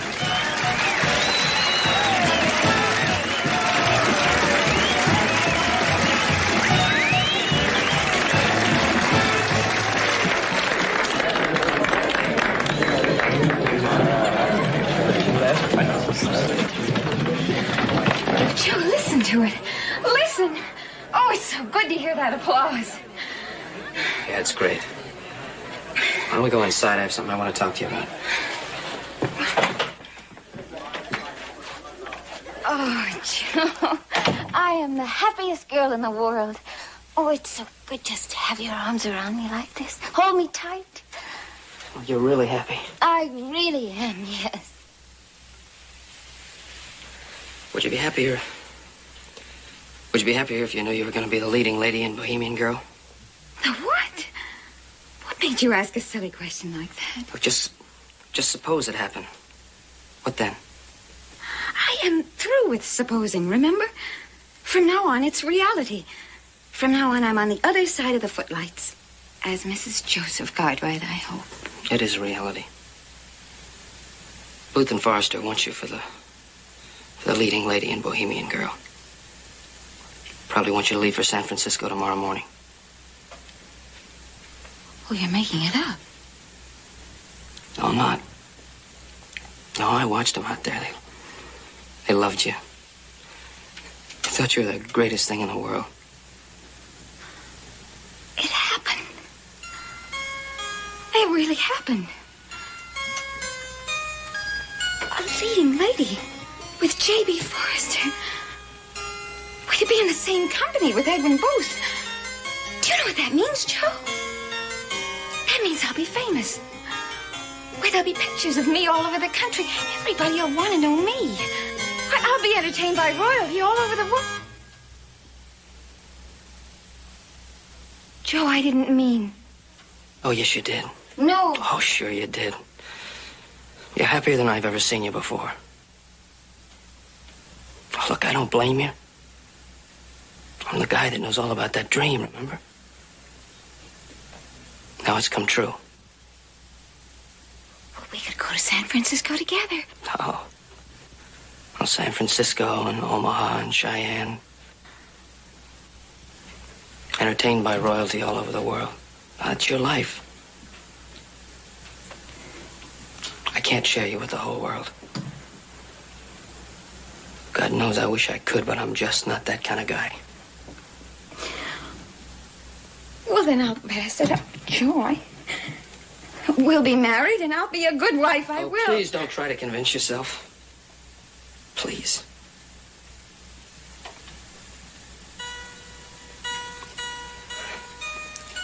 Oh, look, I know you try. But your heart would just be somewhere else. So I have to have all your heart. I love you too much to have it any other way.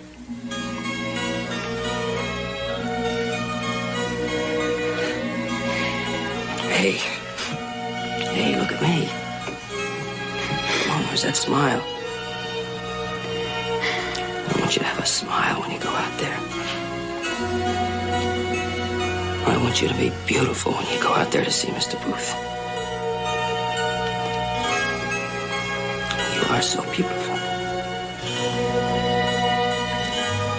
Come on. Come on.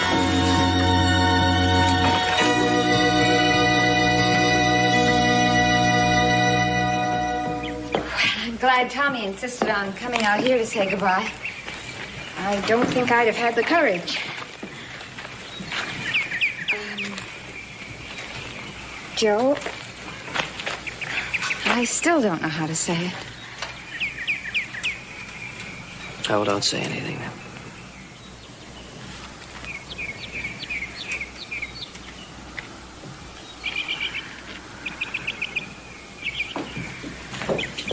I'll tell you, Tommy, little buddy, old Hops ain't fixed up such a good lunch here. I'm a good mind just to go with you. Thank you. Come on, Tommy. Mrs. Grant? Just want to wish you a lot of luck. Thank you, Mr. Cartwright. Goodbye, Hoss. Bye, ma'am. Bye, Hoss. Bye, little buddy. Bye.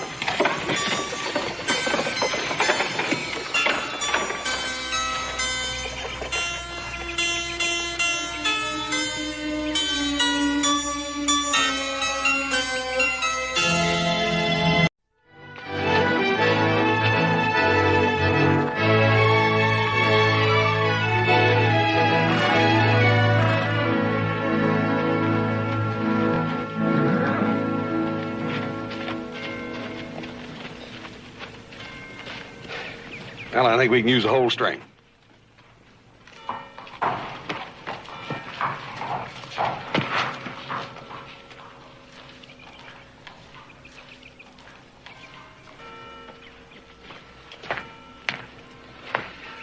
Your father will be pleased, Senor Cartwright. I imagine he will, Don Escobar. They're mighty handsome animals. Ah, see. You know, 100 of their sires left Barcelona for the trip around the Cape. Only 20 survived. Would you care to join me in some refreshment? No, thank you, sir. I've got to push on into Placerville. Placerville? Senor, you will never reach there before nightfall. No, I reckon not, but I got to get home as quick as I can. Let's see, I think you quoted to me the price on those horses at $100 a head, didn't you? You disappoint me, senor. I was hoping to do some bargaining. You see, the joy of breeding fine horses for sale comes from the pleasant hours discussing the price. Well, sir, I'd like to oblige you, but I got to go back home. We've been in roundup now for about 2 weeks, and if I don't get back there, my brother's going to have my hide. I understand, Senor Cartwright. The horses will be delivered in about 10 days. Muchas gracias, and a pleasant journey to you. Thank you, sir.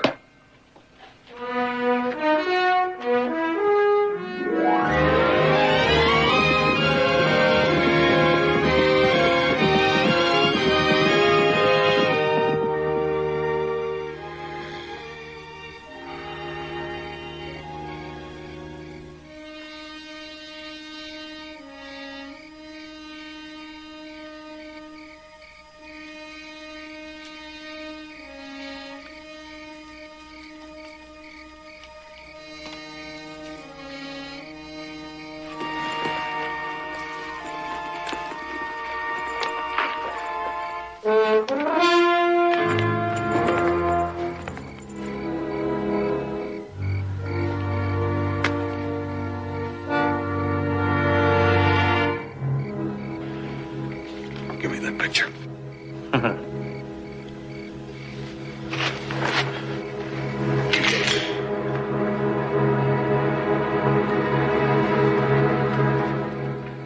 I said, give me that picture. Money first.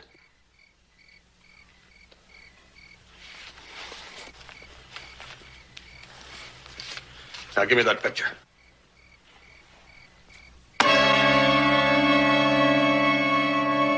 You must want that picture pretty bad.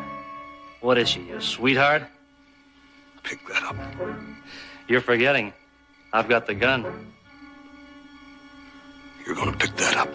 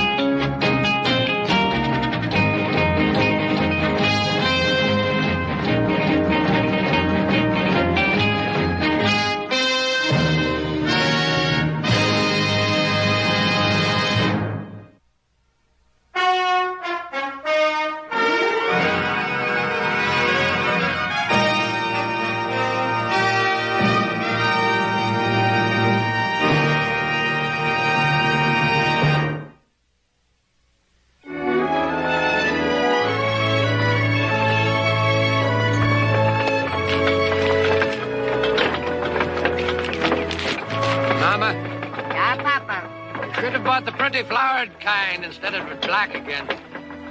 Maybe next year. Christina, 3 years is too long to mourn. Maybe next year, Papa.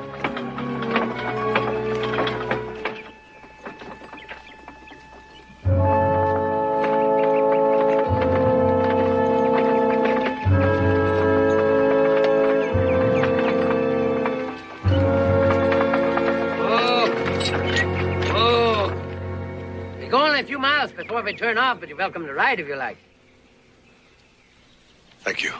It ain't often we find a young fella way out here riding on Shank's mare.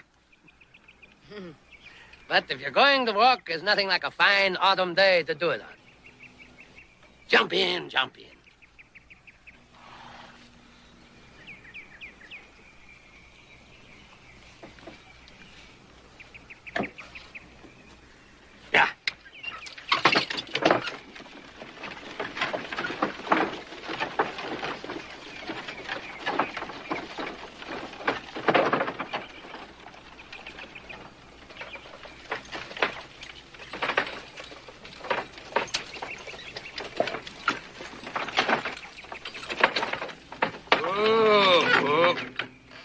Will be as far as we go, mister.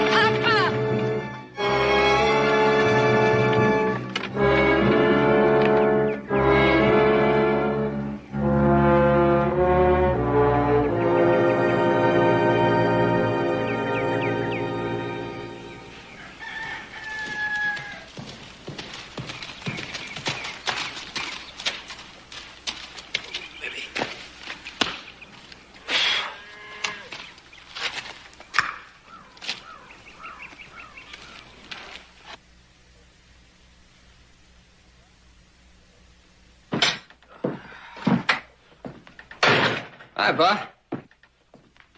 Well, what are you doing back here?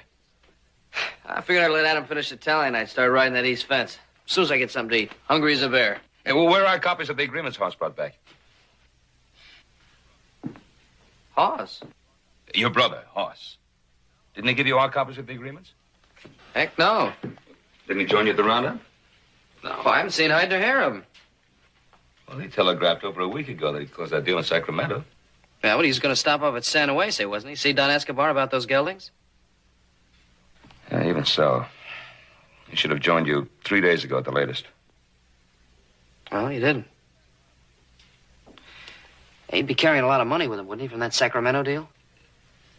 Yeah, he certainly would. Saddle my horse, Joe, will you? What are you going to do? Oh, I'll just backtrack a little just in case.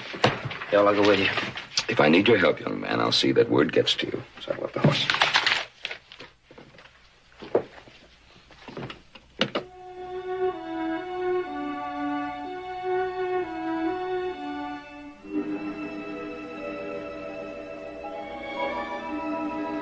How long did you say he'd been unconscious, Mr. Vandervoort? It is 5 hours we make it now, Doctor. He will get well, Doctor, yes. Well, I know one thing. When he wakes up, he's going to be mighty hungry. You should not joke in a matter like this, Doctor. If you'd seen this boy, the way he fell down on the road before our very eyes. Now, you needn't worry, Mrs. Vandervoort. His respiration, his heart, his reflexes are excellent. Remarkable, as a matter of fact. But he seems to have been wandering for quite a while. Probably without food or sleep. Is there anything else we could do for him, Doctor? Oh, the lacerations at the base of the skull are quite minor. They're starting to heal nicely already. So, given care, he should be himself in a day or so.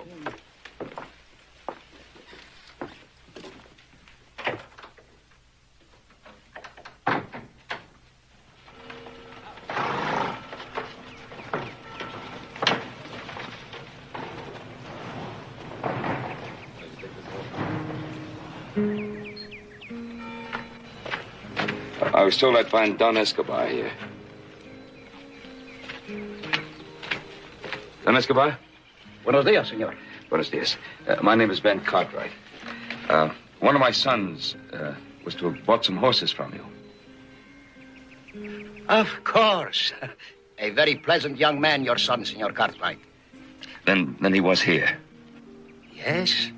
I promised him I would deliver the geldings in about 10 days. Did he not tell you? Well, he hasn't reached home yet. Actually, I'm trying to locate him. I'm sorry to hear that, senor. Especially with all the bandits about. Well, I guess I'd better get on my way then. If it will help you. Your son left here for Placerville about this time of day, intending to make an overnight camp. I think I'll do the same thing then. Gracias, senor. No hay de qué, senor.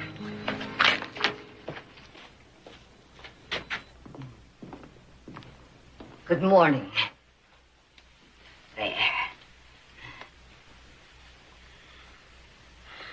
I guess I must have been pretty weak. Falling down like I did, no. Oh, it is nothing. You have slept now 5, 10. That makes 15 hours, and you will be hungry. This is my husband, Klaus Vandervoort, and I am Christina Vandervoort. What is your name, young man?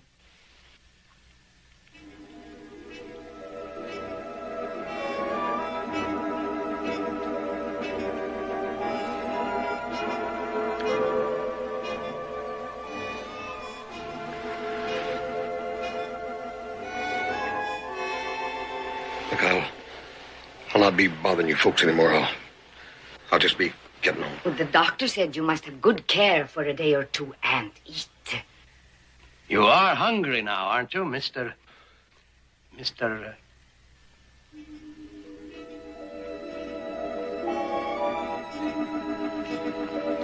Ma'am, if you'd get me my clothes, I'd sure appreciate it. Oh, one thing the doctor was very sure about, you must eat and get your strength back.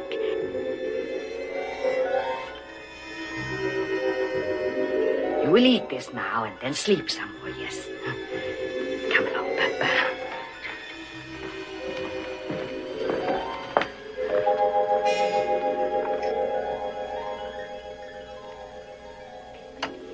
He's a fine young man, isn't he, Papa? I wonder why he would not tell us his name. Something is troubling him. Ah, you'd be troubled too, Papa, if you've been wandering for days with a lump on your head the size of a goose egg. Now, I have work to do, and you should have been in the fields an hour ago. Yeah, Mama.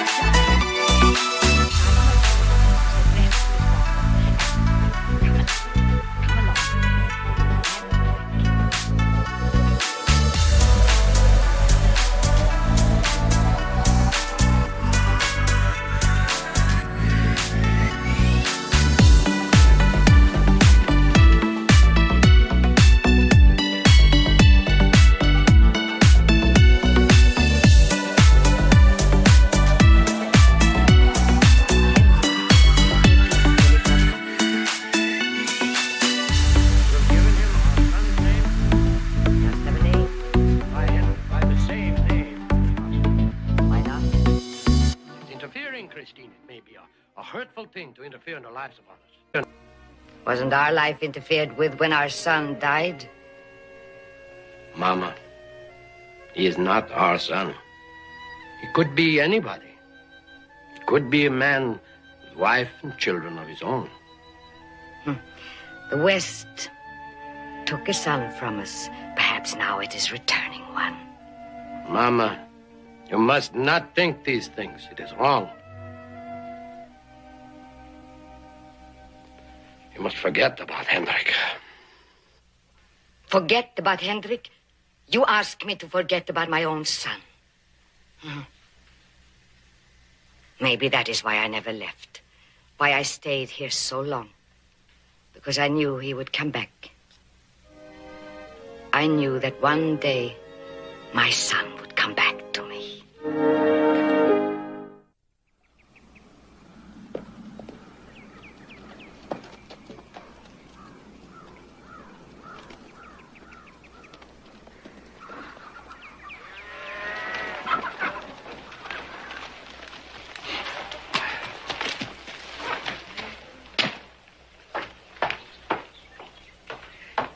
Good morning. Oh. Good morning, Mrs. Vandervoort. Yeah, I'm Mrs. Vandervoort. If you wish to see my husband, I'm taking his noon meal out to him in the field now. No, that won't be necessary. My name is Cartwright. Ah, And I'm looking for a young man. This is my son. Light complected, weighs about 280 pounds. A pretty big fella. I think you'd probably remember him if you'd seen him. what is your son's name? Well, his name is Eric, but his brothers and I call him Hoss. Then you have other sons? Well, I have 2 other sons, but I was rather worried about Hoss because he was... His mother must be worried, too. Well, his mother died when he was a baby.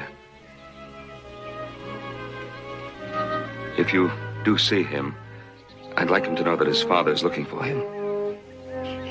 I will tell my husband, and if we should see your son, we'll tell him. Thank you, ma'am.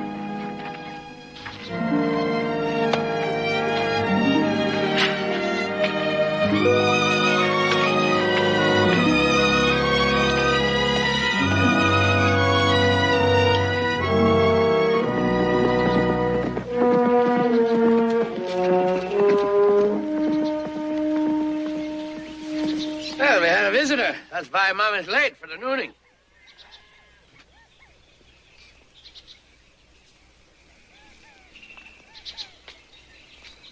Ah, here comes Mama.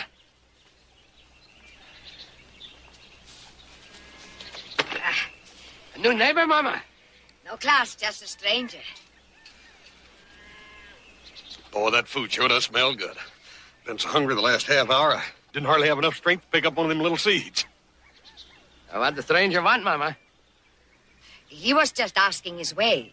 His name was Cartwright. Cartwright? Yeah. I don't know anybody by that name. The blessing, Papa. O Lord, for that which we are about to receive, make us truly thankful. Amen. When it rains, Hendrik, that is when they are good. A little stiff, aren't you, Mr. Vandervoort? Yeah, stiff. But never the wet feet when you wear the wooden shoes. It don't rain much out here. Ah, Hendrik. But when the rains do come, our wooden shoes and our tulip beds bring us a bit of old Holland. Yeah, Papa? Yeah, Holland. I miss it very much. What class really misses is our Holland in Michigan. Holland in Michigan? When we came to this country, we came with Dr. Van Raalte to form a new colony. Already, there's 1,000 of our people in Michigan. We have a church and a school, and soon they are to have a college to be named Hope. And the land is so fertile and rich. Not even in old Holland do they grow such beautiful tulips.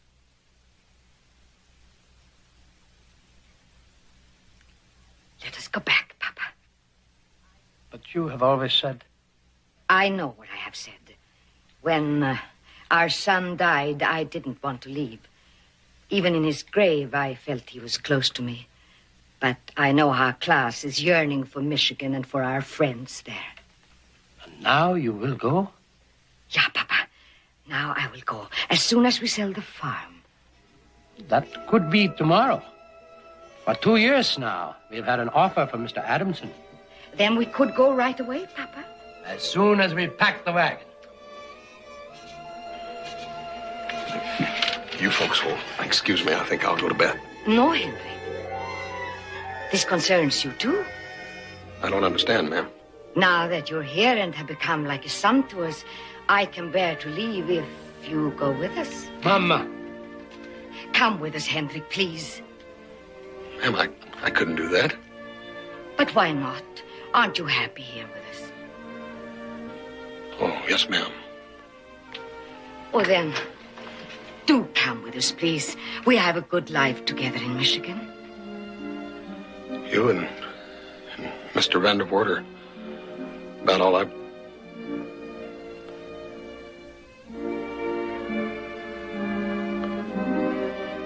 I'll go wherever you go. And gladly.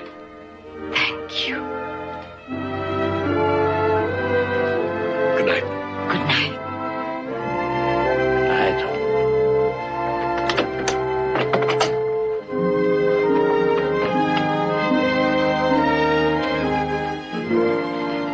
Isn't that wonderful? Tomorrow we can prepare to start. I don't know, Christina. I don't believe it is right. But you heard what he said. He wants to go with us. But in Michigan, he will be so far from everything he knows. He will be happy. We are all he has in this world now, Papa. Everything will be fine. It will be like a new life for all of us.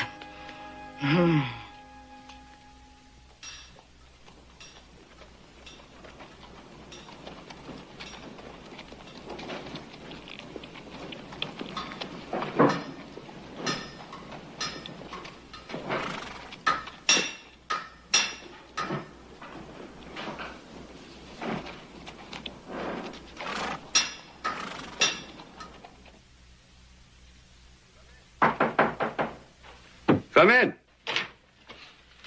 Dr. Hickman? Yes. What can I do for you? Dr. Hickman, my name is Cartwright. Could I talk to you for a moment? Of course, sit down. I was told over at the livery stable that a couple of days ago you treated a young man for a head wound. Yes, a rather large young man. Yes, that's my son. Was it serious? Well, he'd received a rather severe blow in the back of the head, but that should have cleared up nicely by now. At least I wasn't called back for any further treatment. Well, that's a relief. Where could I find him? He was with a family of Hollanders. They'd found him wandering. Name of Vandervoort. Vandervoort? That's funny. I was by there just yesterday, and the lady there said that she hadn't seen any young man. I wonder why she wouldn't tell me he was there. Well, I don't understand. The Vandervoorts are nice people. Certainly not the kind you'd think would hide a fact if there were any complications.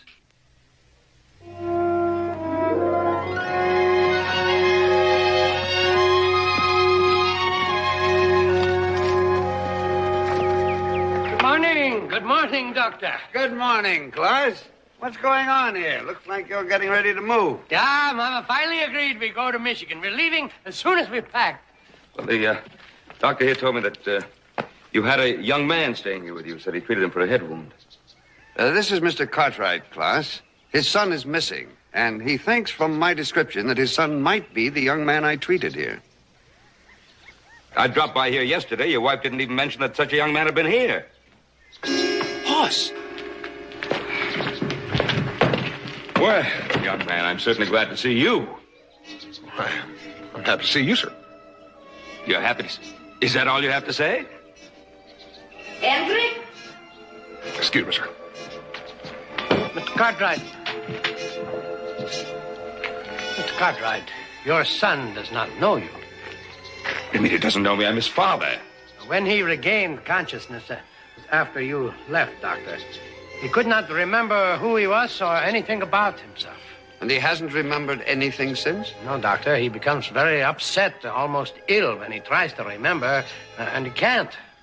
Well, I'll see to it that he remembers right now. Mr. Cartwright, just a moment, please.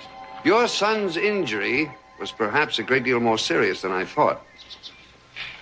Looks perfectly healthy. Well, that's not what I mean. If Klaus is right, then it's possible that your son is suffering from a condition known as amnesia, loss of memory. Well, I've heard of amnesia, but surely the cure is very simple. I'll just tell him who he is. It may not be that simple, Mr. Cartwright. Your cure could be dangerous.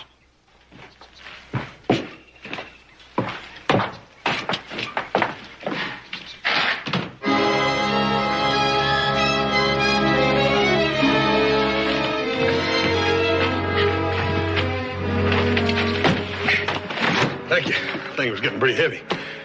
Mr. Vandervoort, you want me to check the bar and see if we forgot anything? Yeah, if you would, please.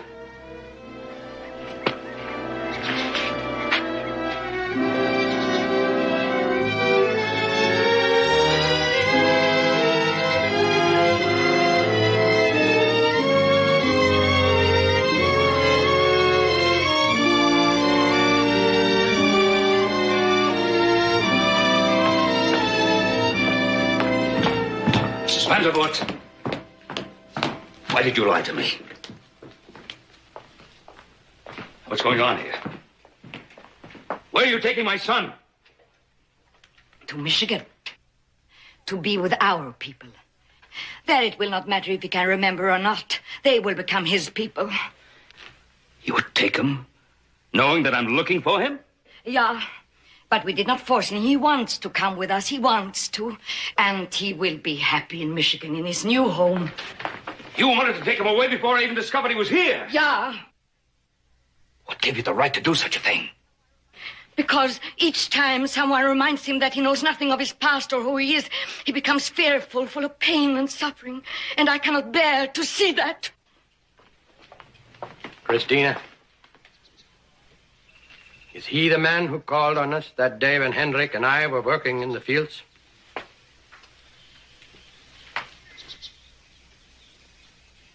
So he is the reason you so suddenly decide we must go to Michigan.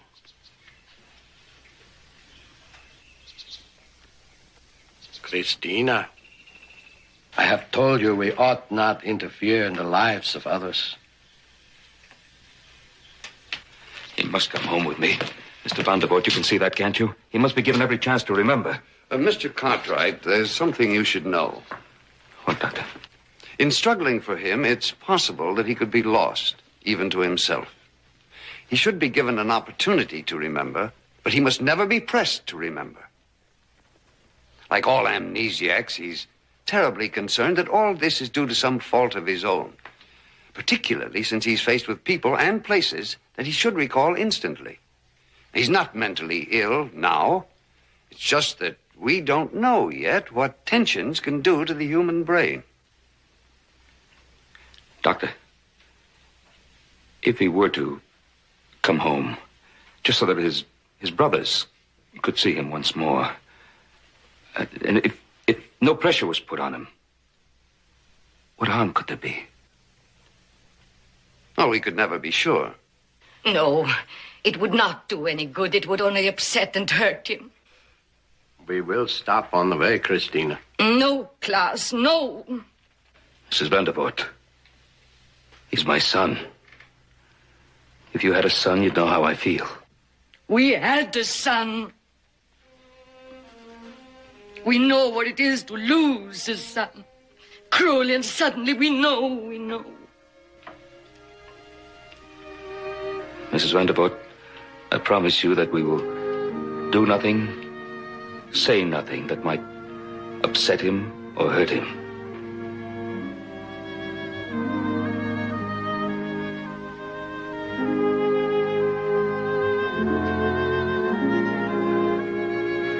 Yeah. We will stop by your ranch.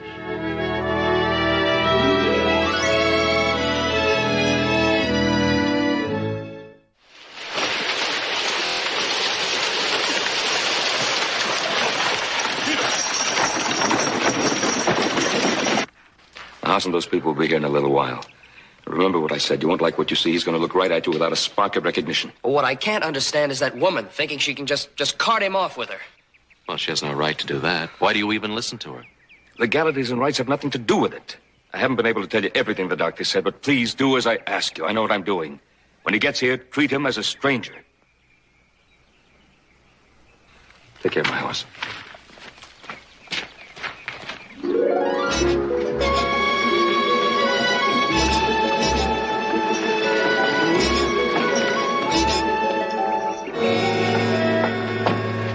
Well, I'm glad you found the place. These are my two sons, Adam, little Joe, Mr. and Mrs. Vandervoort. And this is Hendrik. Happy to meet you, fellas. It's mighty nice of you to invite us to spend the night. Oh, we're happy to have you here. You have a long trip ahead of you. We'll have supper shortly. Perhaps you'd like to freshen up. Adam, would you show Mr. and Mrs. Vandervoort to the guest room? Thank you. Thank you. Joseph, will you take care of the team? Yes, sir. Well, let me show you to your room. Yes, sir.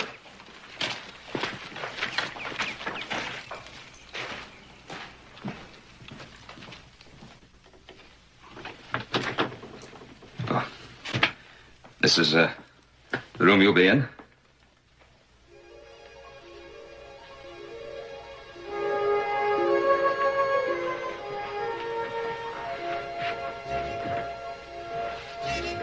Beautiful old ship.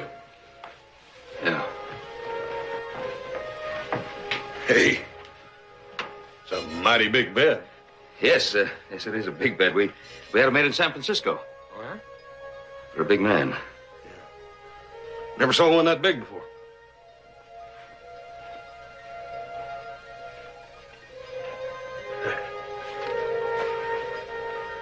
Nice room.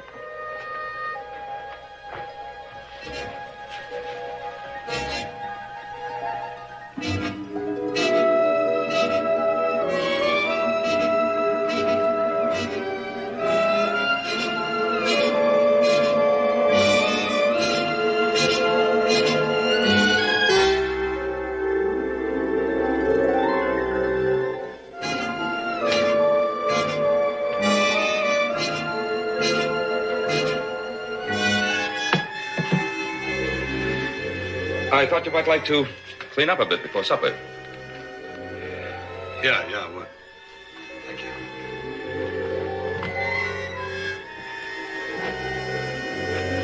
Pretty lady. Yes, she's very pretty.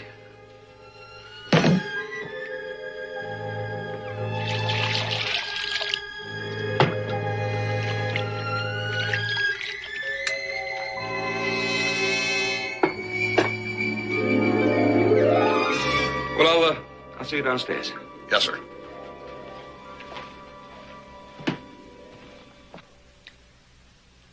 It's just gonna take more time, Pa. It's just gonna take more time for us to help him remember. Pa, he's our brother. He doesn't know that, Joe. According to the doctor, to face it with that knowledge, to force it on him, could be dangerous. Could set him back even further. Well, we have to do something. We can't just let him ride off with the Vandervoorts. We'll do nothing. Just let him look at familiar things, familiar faces, and hope that something sparks his memory. And what if it doesn't work? You mean we can't once call him brother before he rides out? I said no. It's gonna be hard to resist. But, Pa, what do you think we're made of? I know what you're made of. That is why you will not call him brother, and I will not call him son. Would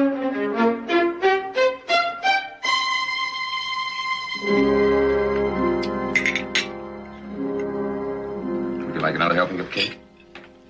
Oh, thank you, Mr. Cartwright. Sure set a fine table. One of our team managed to get a cut on a fetlock foreleg. I have a notion I ought to go out there and take care of it so we can get an early start in the morning. You'll find a lantern on the front porch. Thank you, sir. Excuse me.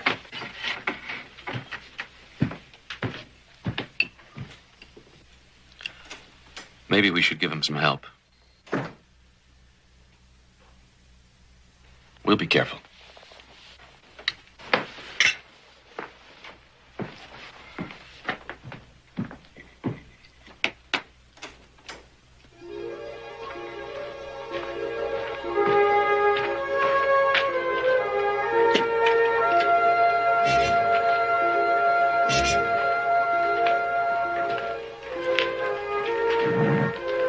Hi, fella.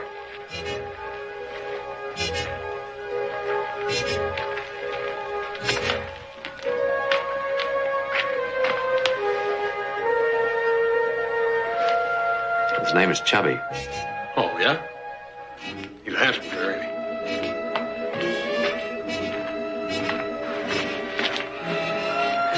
You fellas have any liniment I could use?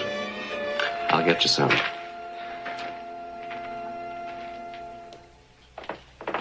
Papa, we have far to go tomorrow. We should go to bed. Before you do, I must have a word with you. Mr. Cartwright, we have done what you asked us to. We stopped by your place. Now, the doctor said it would take 1 day or 10 days. For a lifetime, didn't the doctor say that, too? Yes, that's what he said. We have far to go and much work to do before the snow falls. Please let your son go with us tomorrow, as you agreed, please. I must have more time. He is my son. But you still have 2 sons left. If I had a dozen sons, he would be as important to me. So important that you forget the other thing the doctor said, that it might be dangerous to press him? Christina, you are being cruel, and I will not permit it. Cruel? Have you forgotten the pain you felt when our own Hendrik was taken from us? How could I forget? But that is why I could help your son. He needs the love of a mother now. I can give him that. Mrs. Vandervoort, I had to raise my boy alone, without the help or love of a mother. But I raised him, and I love him, and I would give him up if deep in my heart I felt I would hurt him by telling him the truth. Mr. Cartwright, if you want to tell your son the truth, if you are willing to take the chance, I will call him.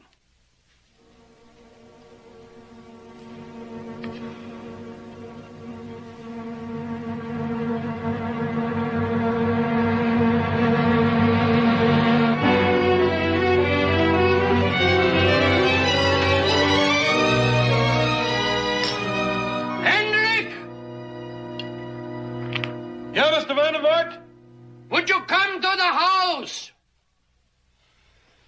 No. Looks like they need me in there. We'll finish that for you. Thanks.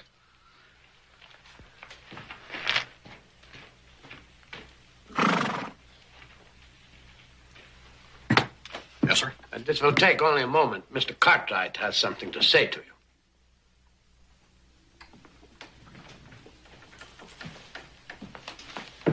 Yes, sir. Won't you sit down?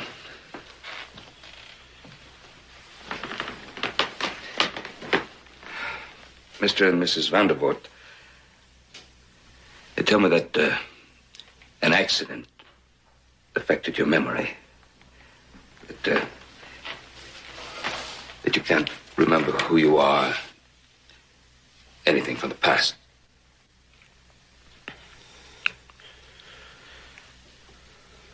That's right. I know how difficult it must be for you to think about it, but if there was someone who could tell you who you are or where you come from,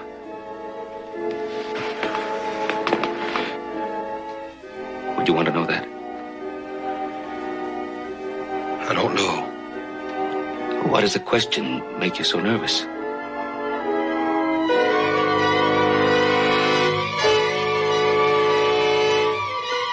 I don't know. I can't remember anything. I'd rather not talk about it. Don't you understand that?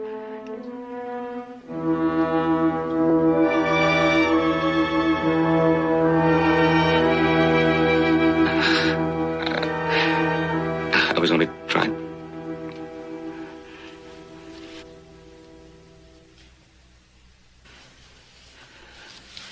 Sorry.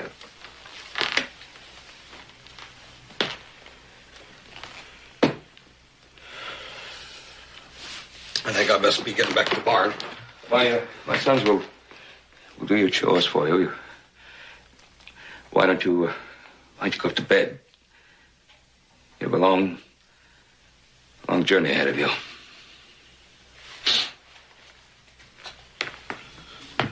Good night, folks.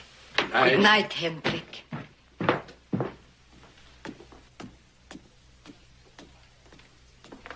Mr. Cartwright, should your son recall who he is, we will help in every way we can for his return. Good night. Good night. Good night.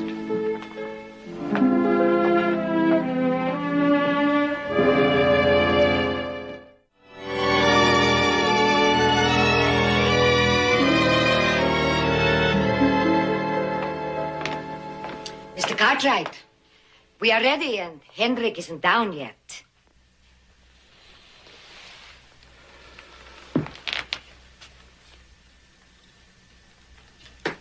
I'll get him. Thank you.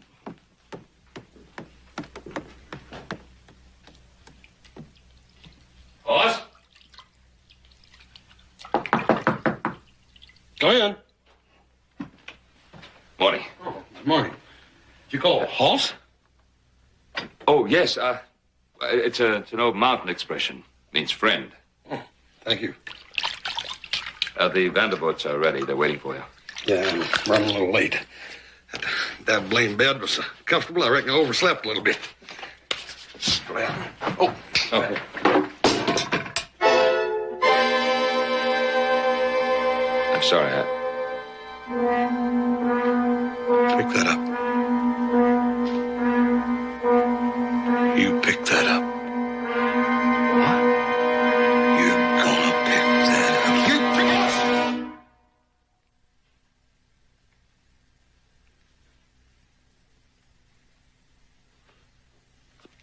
Boy.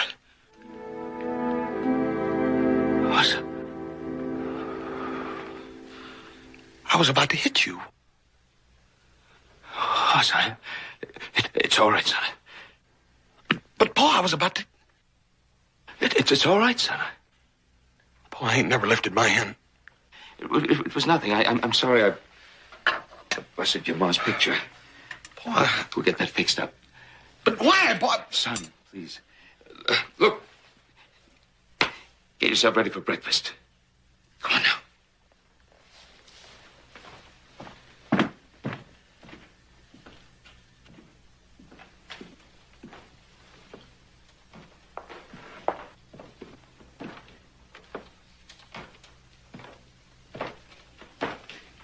Is he ready? Mr. Cartwright, he is all right. He's fine. Hendrik! Hey, Paul! Whose wagon's this out in front? It ain't one of ours. Come down, son. We have company.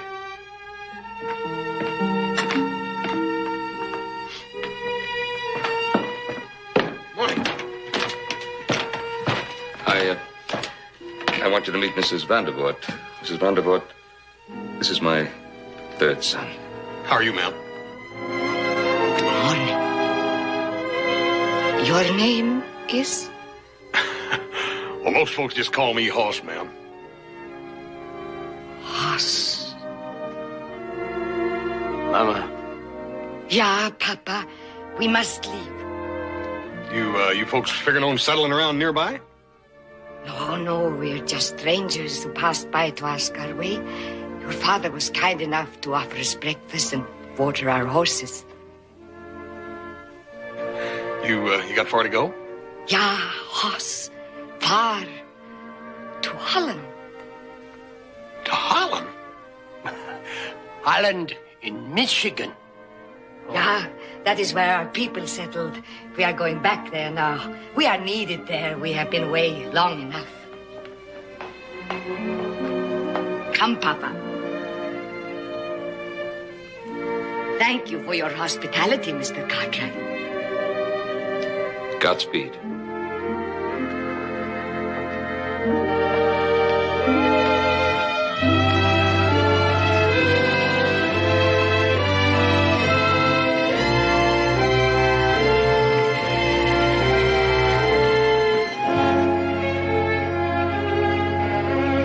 I don't know about you fellers. I'm hungry. Let's go eat.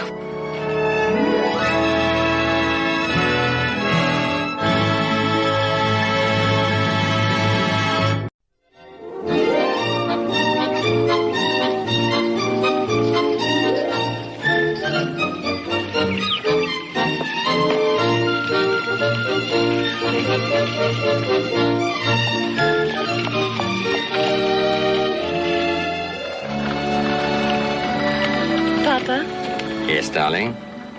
are you sorry I made you take me with you? Not yet. It's Sunday morning. We've only been out for a few hours. But by the end of the week, who can tell? I know I'm going to love it, Papa. You know, I always thought the Ponderosa was your last stop. But this time it's the first stop. Yes. Already she's trying to tell me how to run my business.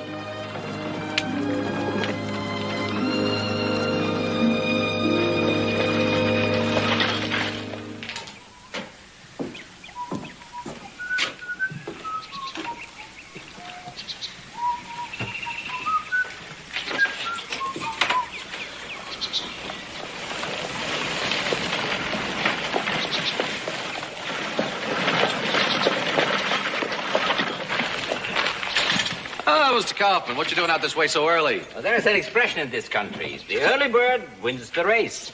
Catches the worm, Papa. So, if he didn't win the race, how could he catch the worm?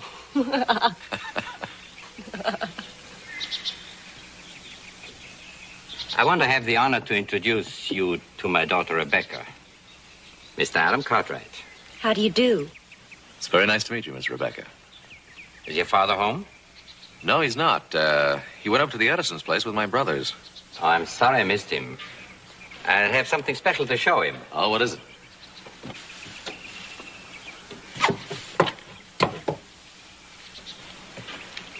Mervyn and Hulbert. 44 caliber. Can let you have it for $10. $10 for a Merwin and Hulbert? Never seen one for under 19. Well, if it were brand new, I would ask 19. But you see, it's slightly used. I got it from a Chicago drummer. Well, it's still a good buy. But I don't have any use for it. That's all right. Just thought I'd show it to you.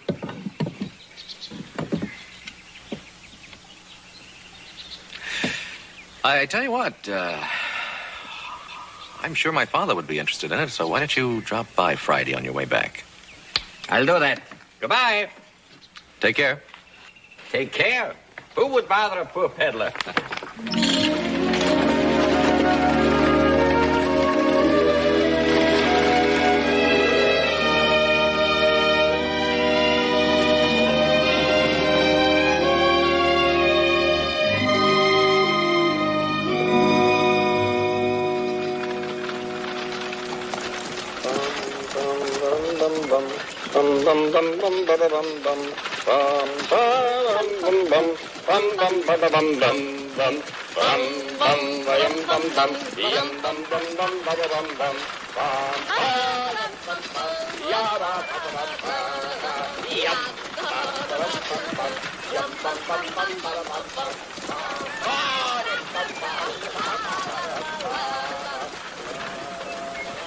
What do you say? Take a chance?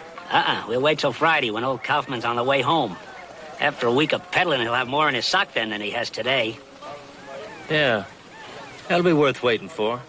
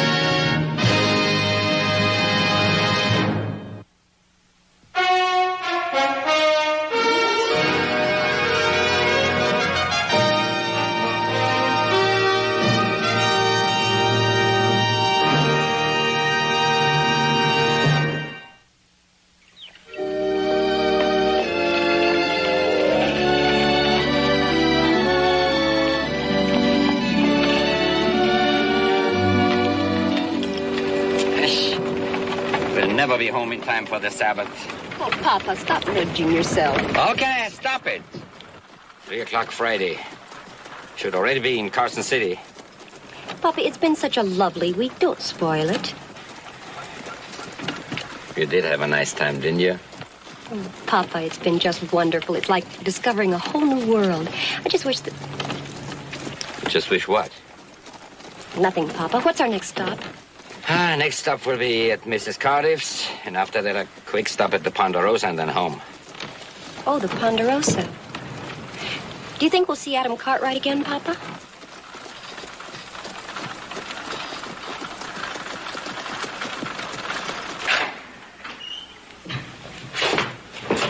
Hey, come on, Adam, boy. The medicine gal's gonna be busting plumb out of their carpet or something. Yeah, don't forget, you gotta save the youngest one for me. My, don't we smell pretty? Had your horses curried. Oh, thanks, Paul. Hey, how come you don't come along? You might find yourself a young little woman there and cut yourself a real hoedown or something. Hey, Hoss is right. Why don't you come along and show us how to do it? Hey. Good evening, ma'am. My name is Benjamin Cartwright. I'm the father of young Joseph Cartwright. Best looking boy in the territory. Would you mind if I had the next dance with you? Oh, I'd love to.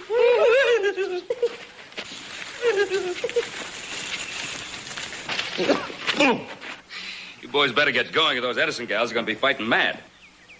Hey, come on, Adam. We gotta get on out there if we're gonna go by the Edison place and then on into town. We're gonna be late for the dance. I'm not going. I hear you right? You heard me right. But you gotta go. Why? Why, well, it's Friday. The work's all caught up. It's a box social. Yeah, besides, you done took a bath and shaved and put on them clean clothes. You ain't gonna waste all that, are you? It seems to me your oldest brother has his mind made up. Yeah, but Paul, what are we gonna do with the oldest Edison gal, the one with the big bustle?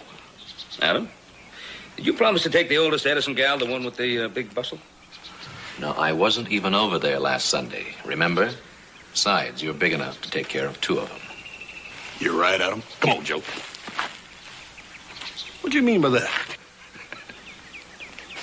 Mr. Cartwright, a word of advice. Keep an eye on that oldest son of yours. There's something definitely wrong with that boy. Goes around all week like a trap just waiting for a rabbit. Now he gets all dandied up, and he's not even going to bother to do what he got dandied up for. I'll watch him, Doctor. Give him an apple.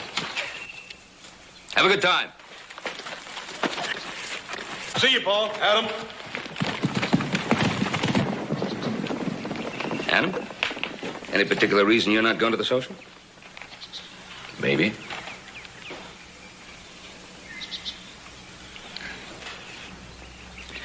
Oh, might as well go talk to Hop Single, get more compensation out of him.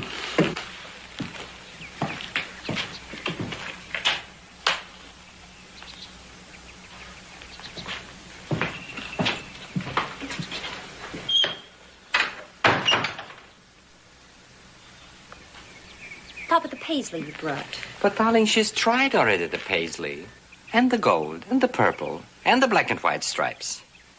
But Mrs. Cardiff liked the paisley best, Papa, didn't you, Mrs. Cardiff? Yes, I did, Miss Rebecca. But I really can't make up my mind. I don't think I'll buy any material today. Just a spool of white thread, Mr. Kaufman, please. A small spool. Just a spool of thread? It's all right, Mrs. Cardiff. I appreciate the business. All sales are welcome.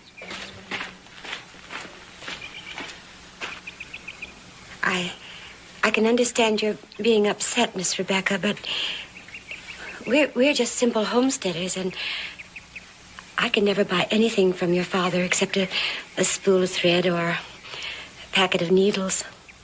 Mrs. Cardiff, I'm sorry, I didn't understand. Mrs. Cardiff, I want you to do me a favor. Oh, yes, Mr. Kaufman. Well, it's like this. Back east, those smart merchants, they have a new merchandising plan. They get a nice lady in a neighborhood to wear a dress. When the lady's friends ask her where she got it, she tells them to go back to the merchant. I want you to make a dress from this paisley material.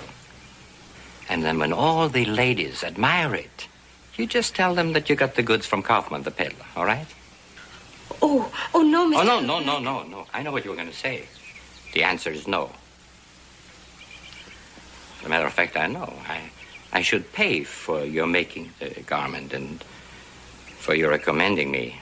But you see, I'm just a poor peddler, and all I can afford is to give you the material and the thread. You do me the favor, will you? Yes, Mr. Kaufman. For you, I'll do it. All right. Now, don't forget, Kaufman the peddler. Now, come on. We'll be late for the Sabbath. Goodbye, Mrs. Carter.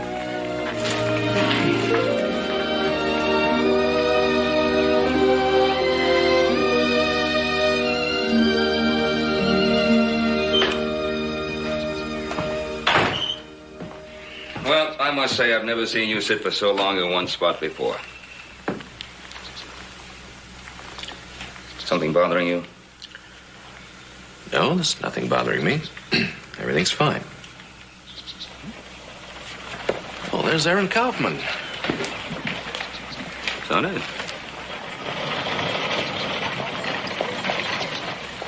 He's got somebody with him. It's a girl. So it is.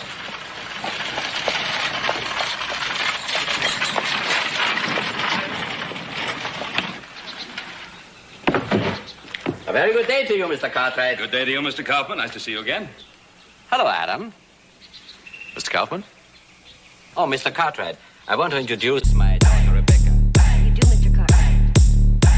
How do you do, miss? Well, Mr. Kaufman, I didn't know you had such a pretty daughter. She's lovely, isn't she? But a real nuisance.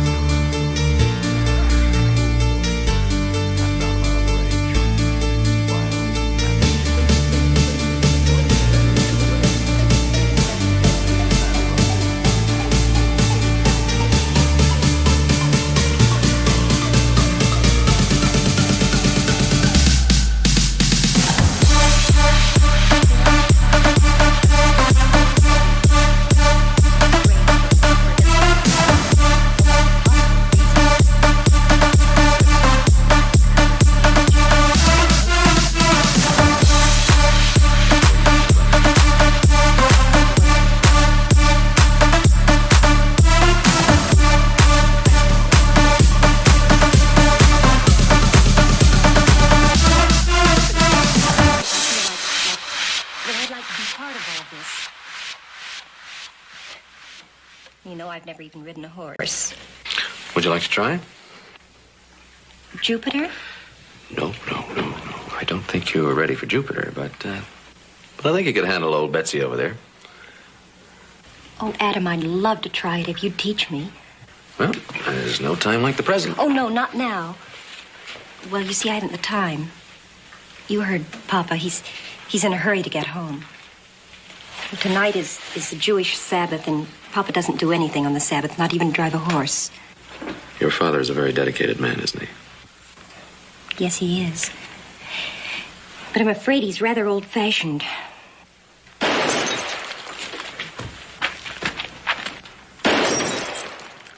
Target practice.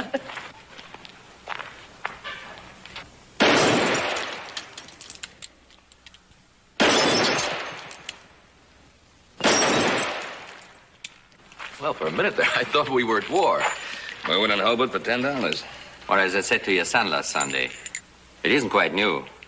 I got it from a drummer in Chicago. Well, it sure is a thing of beauty. That's why I asked Mr. Kaufman to bring it back so he could take a look at it. Really a nice gun, but I'll have to think about it, Mr. Kaufman. Thank you. To think about it is the customer's right. We'll never get home. Come on, young lady. Get aboard. Come on, come on. We'll see you again? I hope so. Bye.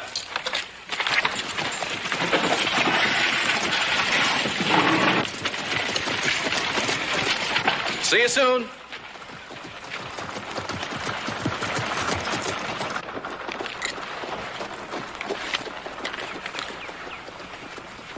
What's this? That's what you owe me. What for? For the list you made up. Oh. Sorry about that. They're nice people. Nice girl. What are we going to need next week?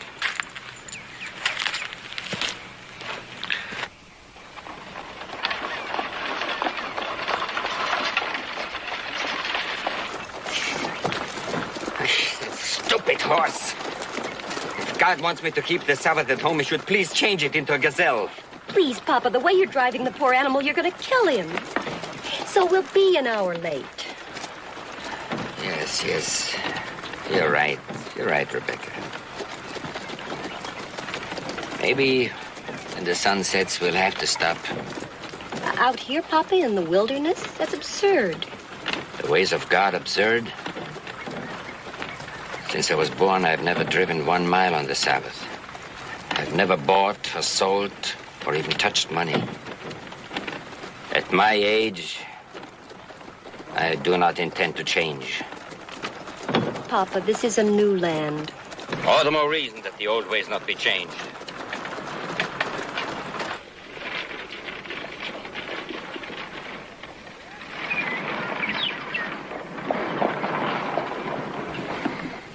It's no use, Rebecca. The sun is going down. I think it's time to stop and prepare. Over there. There's a nice place.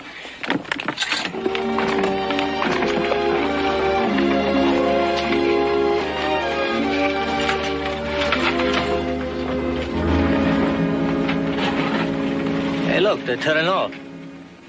Looks like they're gonna stay the night there. If they do, all the better for us. Well, let's go. Wait till it gets dark, will you? It won't be long now. What's on your mind? Nothing.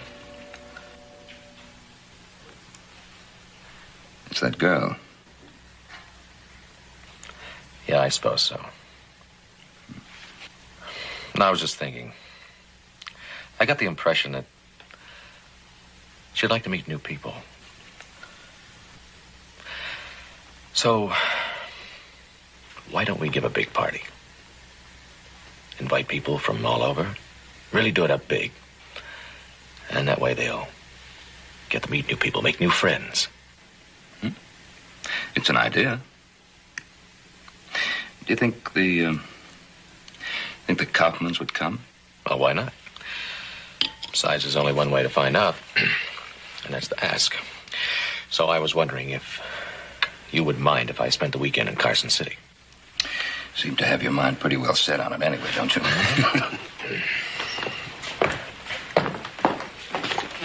By the way, did you make up your mind about that Merwin and Hulbert? Well, what's that got to do with what we're talking about? Well, I just can't go rushing in and say, Mr. Kaufman, you want to come to a party?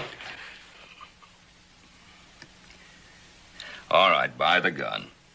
Okay, take care of the old homestead, will you?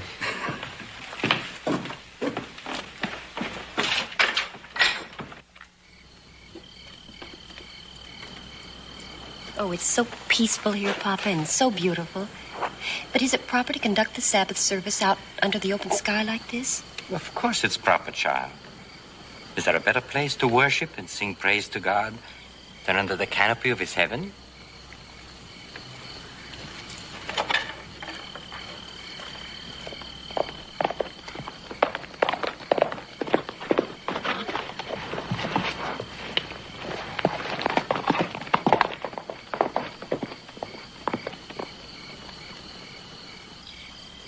It's one of the Cartwright boys. I told you we shouldn't have waited. Take it easy. We'll see what he's up to.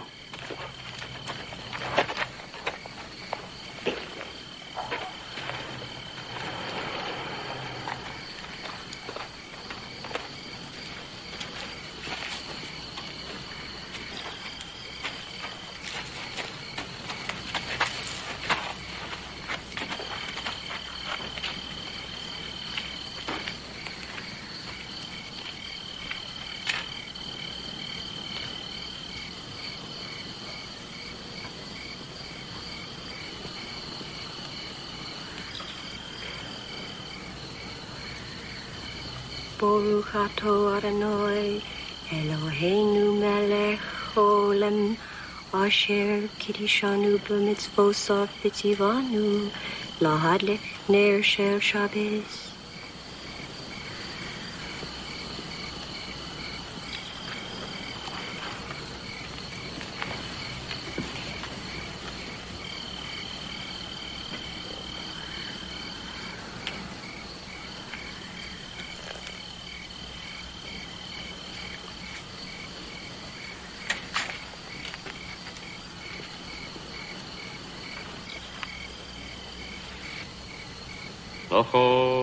Chodori Vikraskalo Bene Shabbos Nakavelo Nizmoshir Yom HaShabbos Tov Lo Desad Lo Zam Mishim Chodim Lagabavo Hello. I was on my way to Carson City to see you, and I saw your wagon tracks lead here. I know. Papa won't drive his horse after the Sabbath starts. So you're staying here tonight? Oh, yes, we'll be all right. I was rather frightened when I saw you. We've already started the service. I know, I've been watching. It's quite lovely. I suppose so.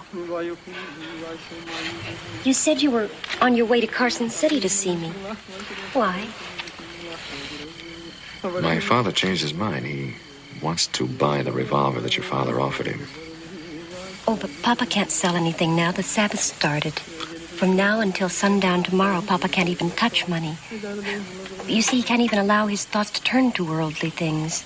I hope you understand. I do. I'm sorry you rode all this way for nothing. I didn't.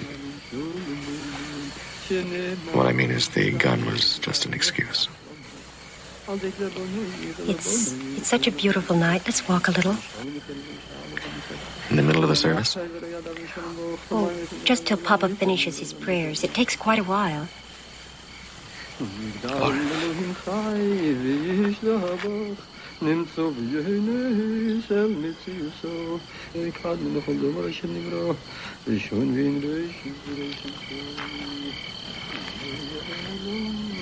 You know, Adam, every minute of this last week's been just wonderful.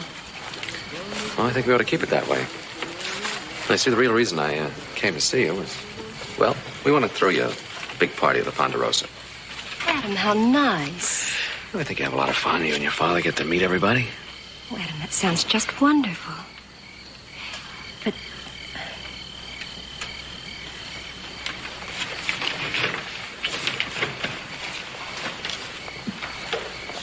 Well, what's the matter? Our people... Well, we live somewhat differently than other people. You see, my father's very strict. We live very much the way he did in the old country. I don't go out very much. I stay home and cook and sew and knit. But you're going to meet somebody one of these days. Start a life of your own. You mean get married? Well, most girls lean towards the idea. I suppose I do, too.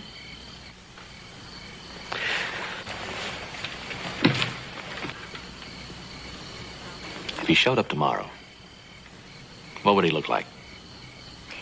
Well, if Papa had any say, I suppose he'd look very much like Papa did 30 years ago. But I can't draw a physical description. That's not supposed to matter. The only thing that's supposed to matter is that he's a Lambden. A Lambden? Yes, a scholar, above all else a scholar. There's no thought given to the ruggedness of jaw or the stone hardness of his muscle or strength of his hands. All those things that suddenly seem very attractive to me. I suppose I should feel ashamed of myself. Why? There's nothing wrong in feeling like a woman. Is there?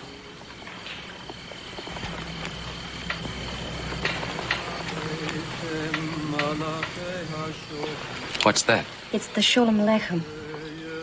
Shalom Aleichem. What is that? It's a song welcoming the Sabbath angels of peace. It means the prayers are almost over.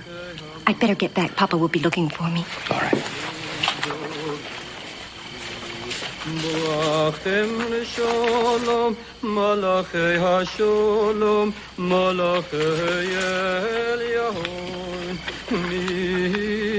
You'd better wait here. I'll go on ahead. Papa will want to give me his blessing. How do you mean? Well, it's something very ancient. It's been part of our service for centuries. The Lord bless thee and keep thee. The Lord make his face to shine upon thee and be gracious unto thee. The Lord lift up his countenance upon thee and grant thee peace.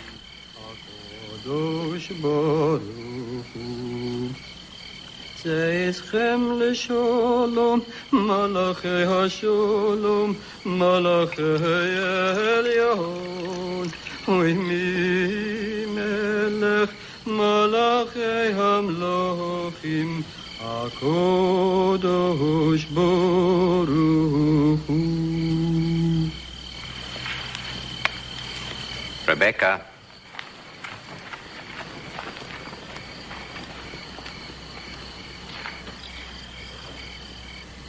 Yivarechachu Adonai v'yishmarechu, Yor Adonai ponav elechu v'chanechu, Yisro Adonai ponav elechu, Yosem lecho sholom.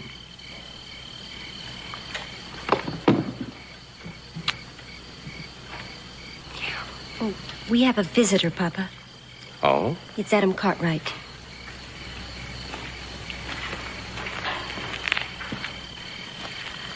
Surprised to see you here, Adam. I came to buy that revolver that you were showing my father, but Rebecca explained to me why you can't sell it to me now. I told Adam about the Sabbath traditions, Papa. You did right, child.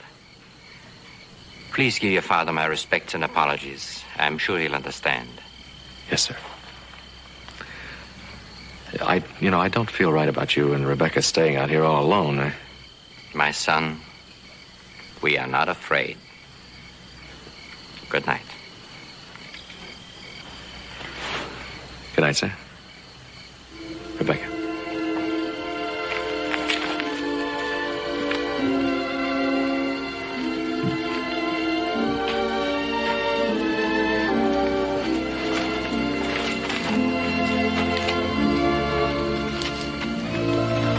Rebecca, darling, you like this young man, don't you? Yes, Papa, he seems very nice to me. Yes, certainly, a very nice young man. But after all, Rebecca, what is he? A scholar? A Lambden? A great teacher? What is he? I'll tell you what he is, Papa. He is a man.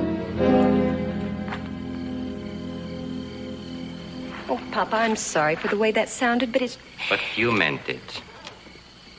Papa, all my life I have had teachers and scholars preached at me like they were the only men in the whole world. Well, I'm sick of it, and I'm sick of being shut away behind locked doors. I want to live the way these people out here live. I want to mix with them, and I want to be part of them. Papa, Mr. Cartwright and Adam want to give a party at the Ponderosa so that we can meet everybody. It's the reason Adam came out here.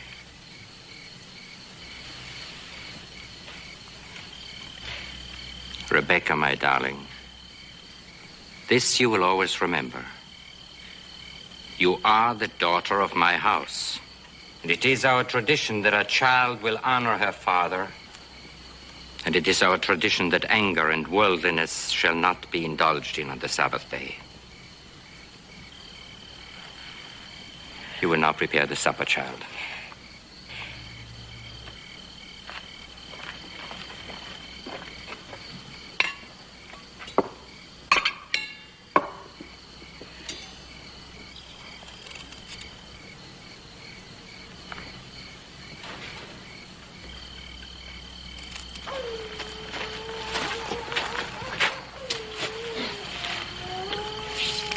Well, if I didn't know we were going to stay tonight, I'd have brought you some oats.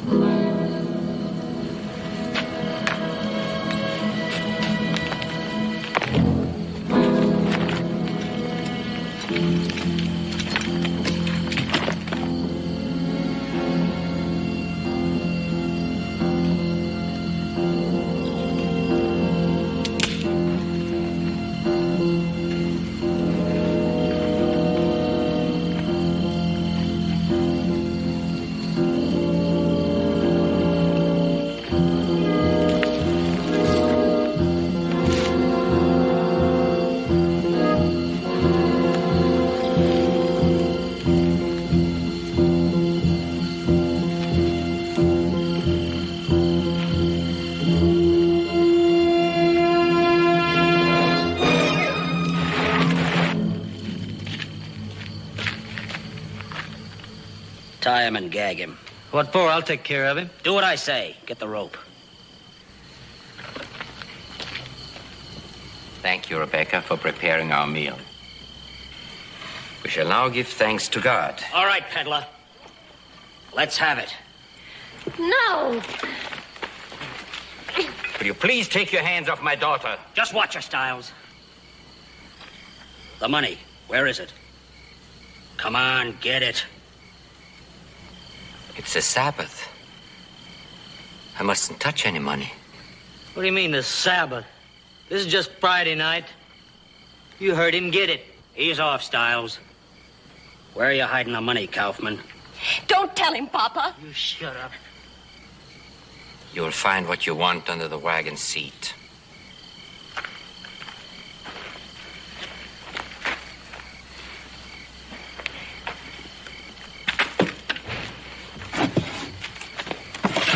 I got it. Let's go. Lay off, Stiles. Let's go.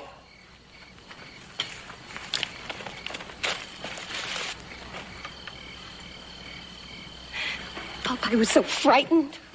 It's all right. All right, child. Always remember, God takes care of us.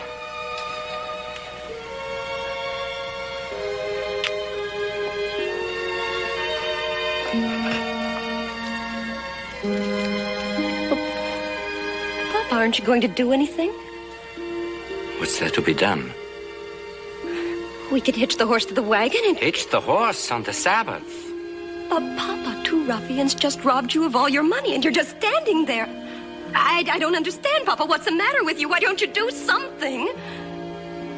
Yes, I will do something. What I've always done.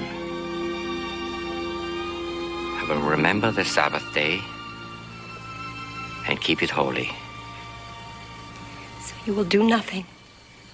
Papa, you always do nothing.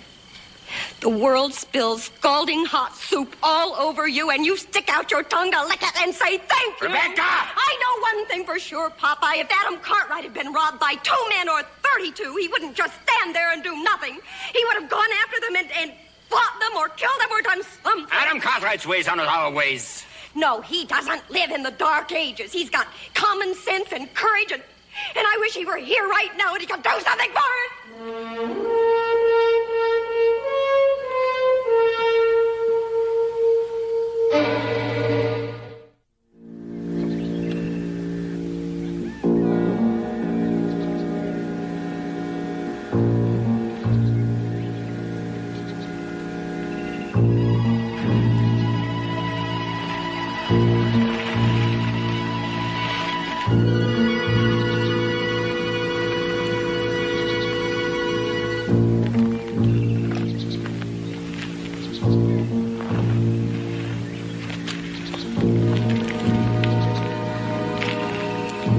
Easy does it now, Cartwright. You try anything, I'll put a bullet in your back. All right, get up.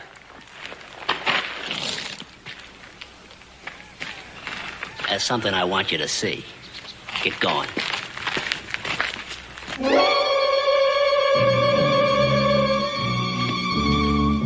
Go ahead, take a look. Adam! Oh, Adam!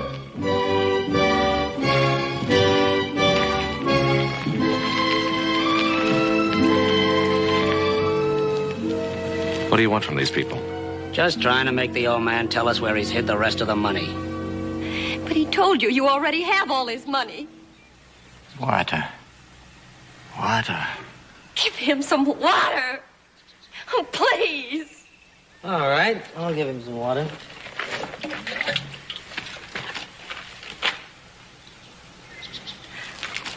Did you have to do that? They got it coming to them. Trying to pull a fast one like they did. What have they done? When we counted the money the old man handed over to us, there was less than $12. We came back for the rest, but he won't tell us where he's got it hid. Maybe you can get him to talk, Cartwright. If you don't, you ain't seen the half of what's going to happen to him. Adam, please help us. Give him some water. Not a drop till he opens up.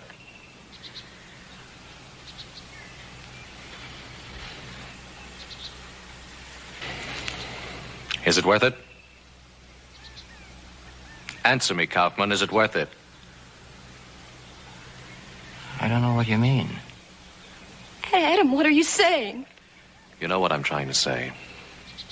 Is saving the money worth all this?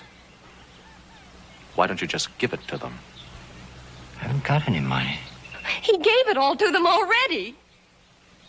You're as bad as he is. How much is it worth to you? His life? Yours?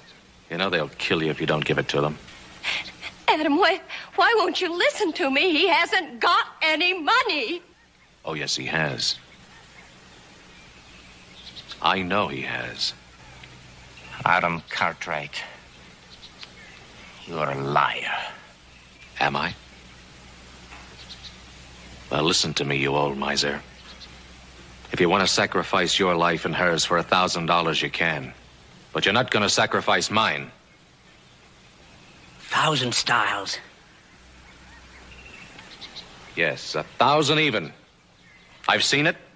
He showed it to my father. He's a liar. Don't listen to him, please. He's lying. You saw it. He got it in a deal from a Chicago drummer. Those were your exact words, Mr. Kaufman. You got it in a deal from a Chicago drummer.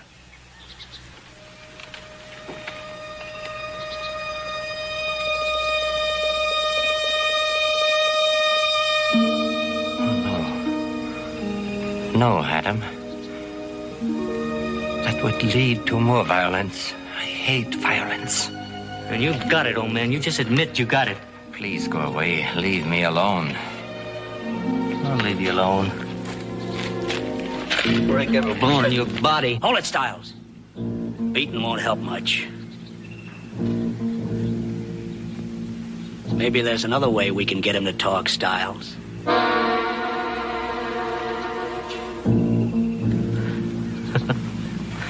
Yeah. I've been thinking about that a long time, Hank. Leave her alone.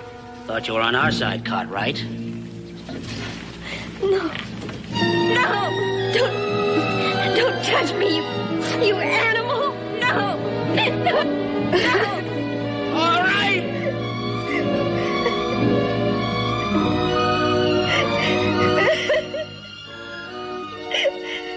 Oh, Lord God of Abraham.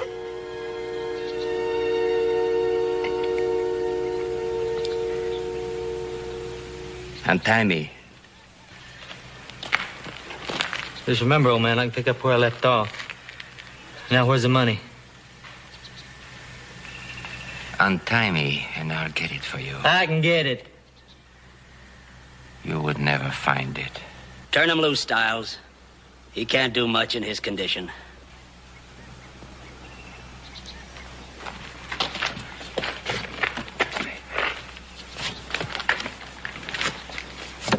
Now, where is it? In the wagon. We searched the wagon. Not in 1,000 years could you find where I hid it.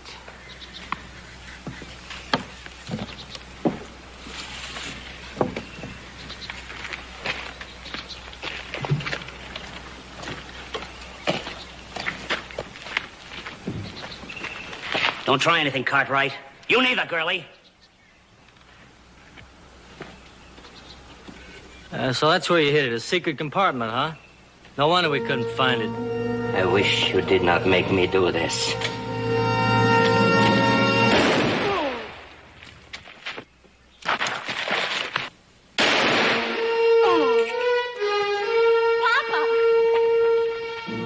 Papa, are you all right? You got them both, Mr. Kaufman. That's pretty good shooting. Good shooting. I killed 2 men. Rebecca, get these ropes off. Papa, he's hurt. No, he's all right. He's just exhausted. Papa. Did you get him a little water? We'll get him back to the ranch. I'll get the horses. Papa. Oh, Papa.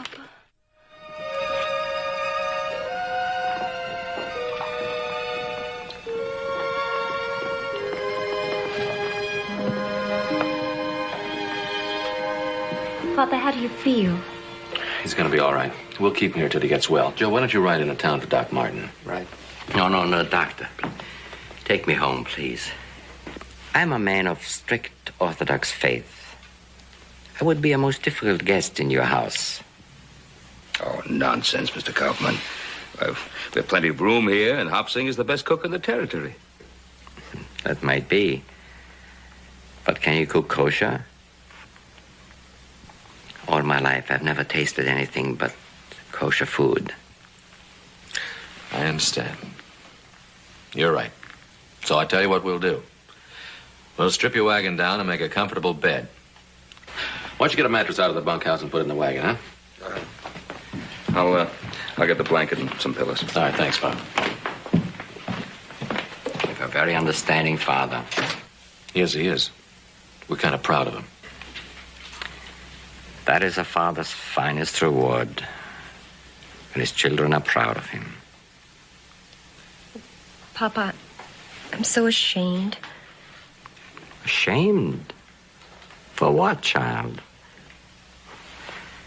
We've all had a terrible ordeal. But Papa, I had said such awful things. Oh.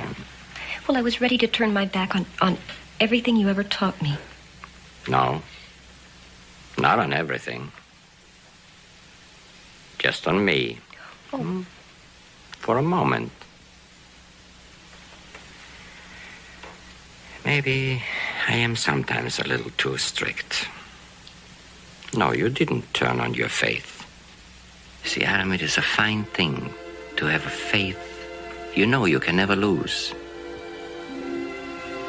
Blind faith, the world calls it. But the very blindness of it has eyes that pierce the darkness. Well, I'll tell you one thing, Mr. Kaufman. I've never seen greater courage. Courage? It's easy to have courage with a gun in your hand. But without a gun, yeah, it's another thing. Papa, I have learned so much these past 2 days. Things I never even realized. You're not the only one who learned, my child. I always hated violence. I thought I could never tolerate it. And I took 2 lives. You had no choice. They would have killed us. The cause might have been good. But still, I took 2 lives. And I had to be stern with this child. Because she rebelled against an ancient discipline. Because she saw that this was a new land that welcomes all people and all cultures.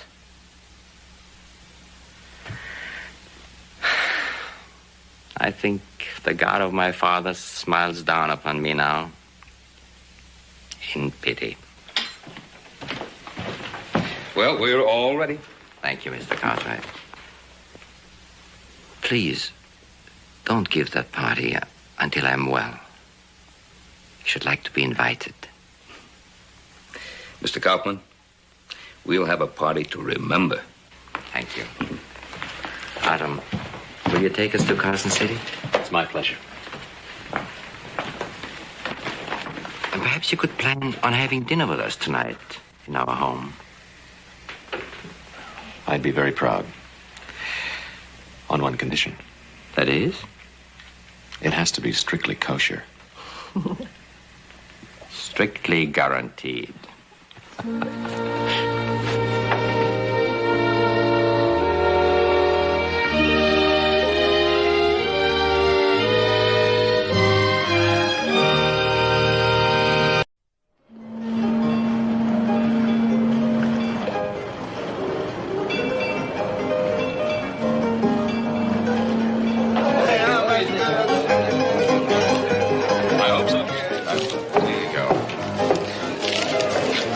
Toast. The finest consignment of lumber the Gunnar shipyard has ever purchased. Thank you, gentlemen. I hope Ponderosa Timber builds a whole fleet for you. I'll drink to that, too.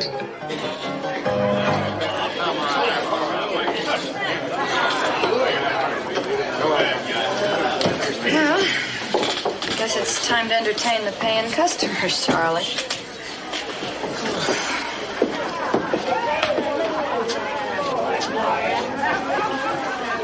Hey.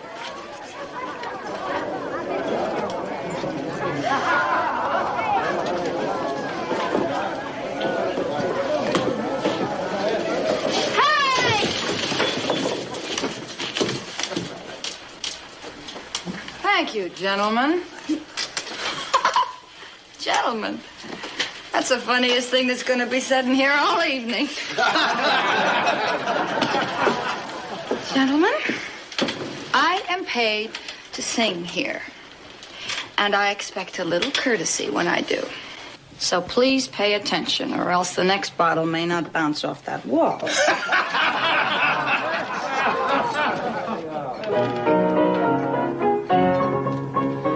Oh, dear, what can the matter be? Dear, dear, what can the matter be? Oh, dear. Who is she? What can I've the never seen her matter before. be? Johnny so long at the fair. He promised to buy me a trinket to please me, and then for a smile, oh, he vowed he would tease me. He promised to bring me a bunch of blue ribbons to tie up my bonny brown hair. Oh, dear. Forget it, Dolly. Singing ain't one of your talents. Let's see what you can do. You stink of dead fish. I'm gonna teach you some manners. Go! Friend, why don't you go back to your drink? And what if I don't? Come on, let me buy you a drink. Bartender, how about a drink for my good friend here? Her kind of woman ain't worth fighting over. No. Drink hearty.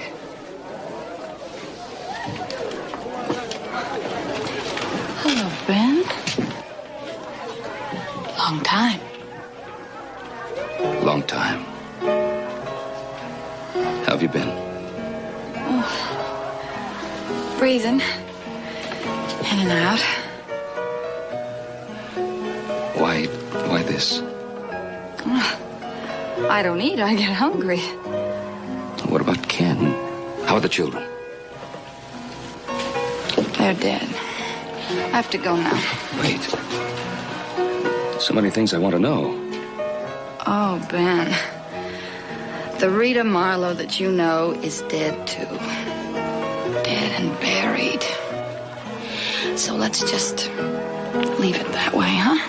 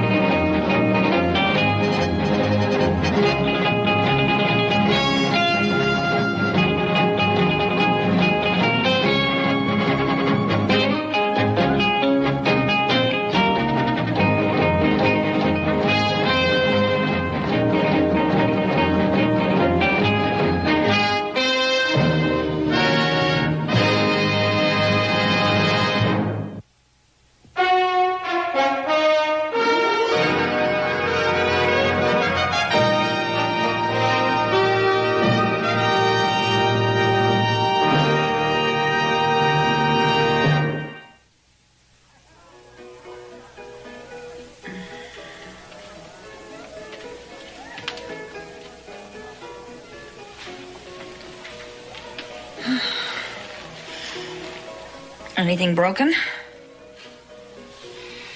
No, just run down. Well, drink will take care of that. Oh, get one for me, will you, Ben? What you need is good food, sunshine. Ben, please, after the drink. Oh.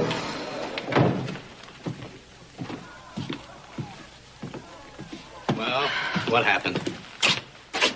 Oh, nothing. Just a little accident. I'll be all right in a few minutes. Why'd you give him a bad time? Because he raided one. Not when he spends money in my place, he don't. Look, you don't do my business any good. You better get yourself a new job. Look, I get a week's pay. These bar tabs you ran up, they show you owe me. Call us even. Sam, could you let me have a few dollars? You'll get it back. Honey, I'm out to make money, not give it away. Put out the light when you leave. Oh, that's big of Sam. What happens now? No? No problem. I'll make out just fine.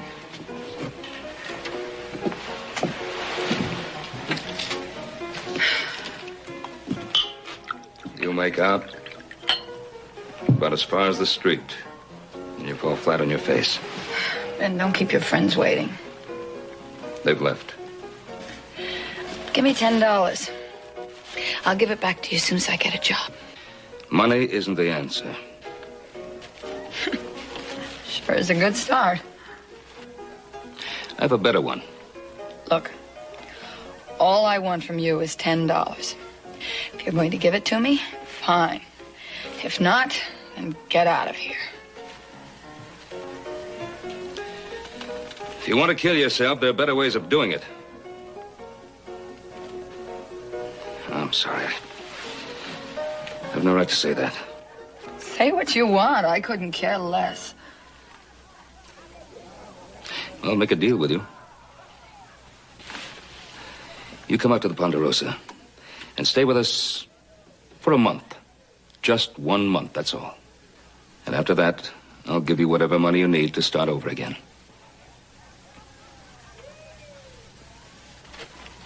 No strings? No strings. Well, what have I got to lose? All right.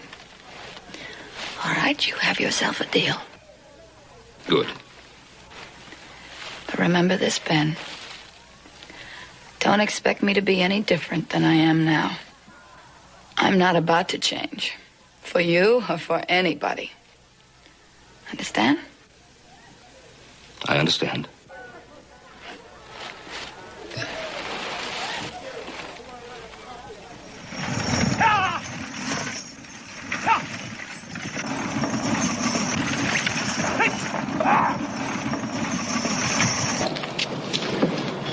Doggone it, Bob. Your stage line's getting more efficient all the time. It ain't but 3 hours late already. Sorry, boss. Should have been here by now.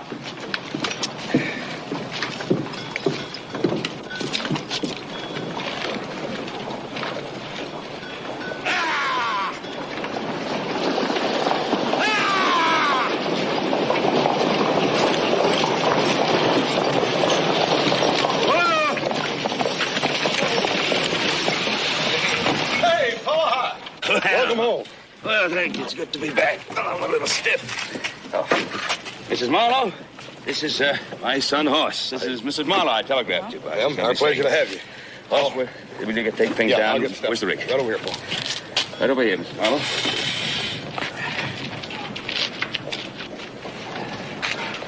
Can I help you, Horse?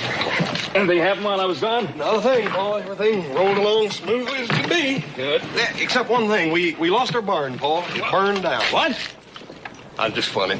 Oh, you and the lady go ahead. I got some chores I got to do, and I'll catch up with you later. I'll catch up with you later if I hear any more funning out of you. Don't be late for supper. Yes, sir. You know me better than that. Yeah. Now, again, a pleasure. Well, we had a long trip, but But a hot bath and a good meal will make the world of difference. Ben, I want a drink. We'll beat the Ponderosa in a couple of hours. Please, I need one now. Blue.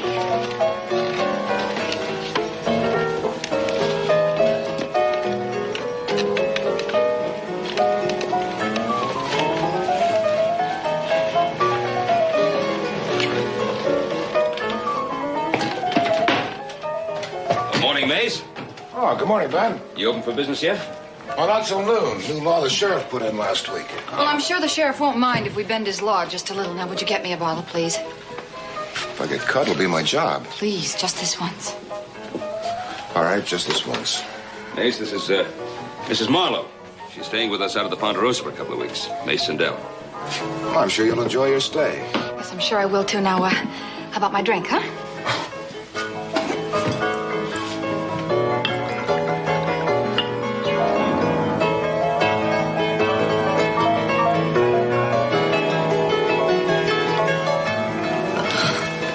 Better. Another one, please.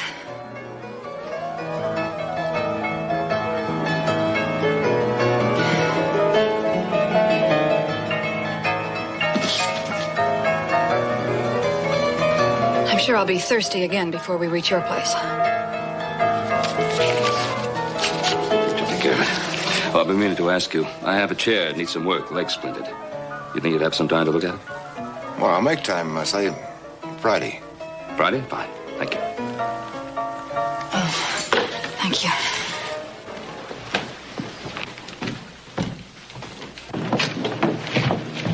That's a loon swamper. What's his name? Mace Sindel. Yeah, I think I've seen him somewhere before, but I can't remember where. They've been a prize fight ring. Yeah. You're right, in San Francisco. A friend of mine took me. Sindel knocked his man out in the second round. Oh, he really had a punch. Yes, Mace was a leading contender. What happened to him? He decided to give it up. For what? Working in a saloon? It's honest work.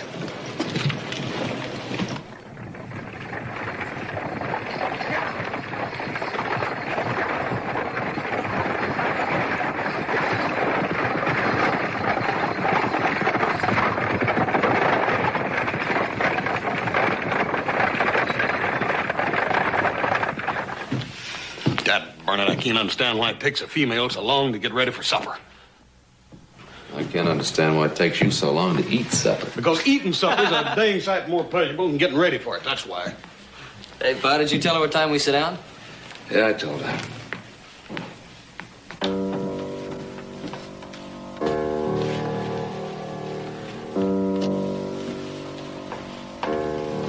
Gentlemen.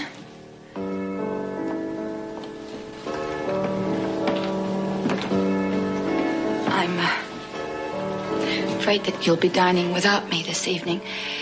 You see, the trip wore me out more than I realized. Would you like your supper in your room? Oh, no, I'm fine. Fine. I have everything in my room that I need to make me comfortable. So if you will excuse me, I will say good night. Rita, sleep well.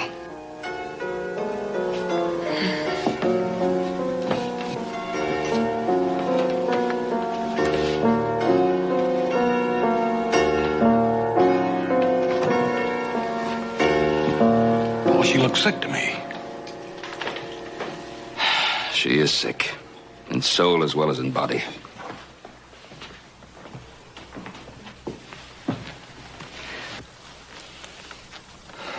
The woman I remember was beautiful. As gentle a human being as I'd ever known. 2 lovely children, a boy and a girl. Her husband was a lawyer that I knew some years back. What happened to her, Paul? She didn't say where, or when, or how. Just told me that her husband and her children were dead. Just that. They were dead. I'm hoping that we can find some way to help her. We'll do everything we can to help her. Well, let's have some supper.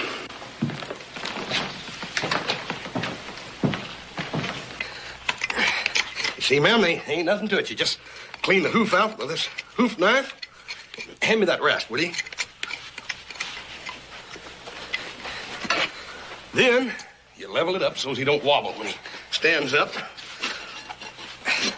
Just like doing your nails. As soon as I get this one done, I'll let you do one.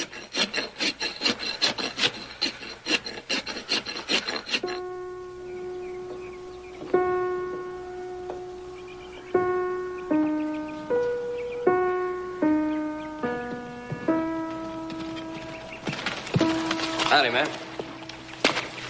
Found these flowers down by the stream. I thought you might like them.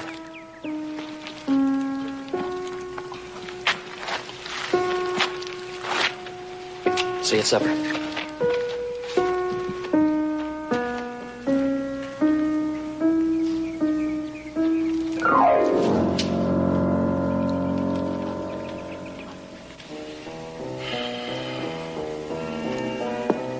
Check. And mate. Well, you did better that time. Oh. Let's play another one. No, thanks. I've had enough.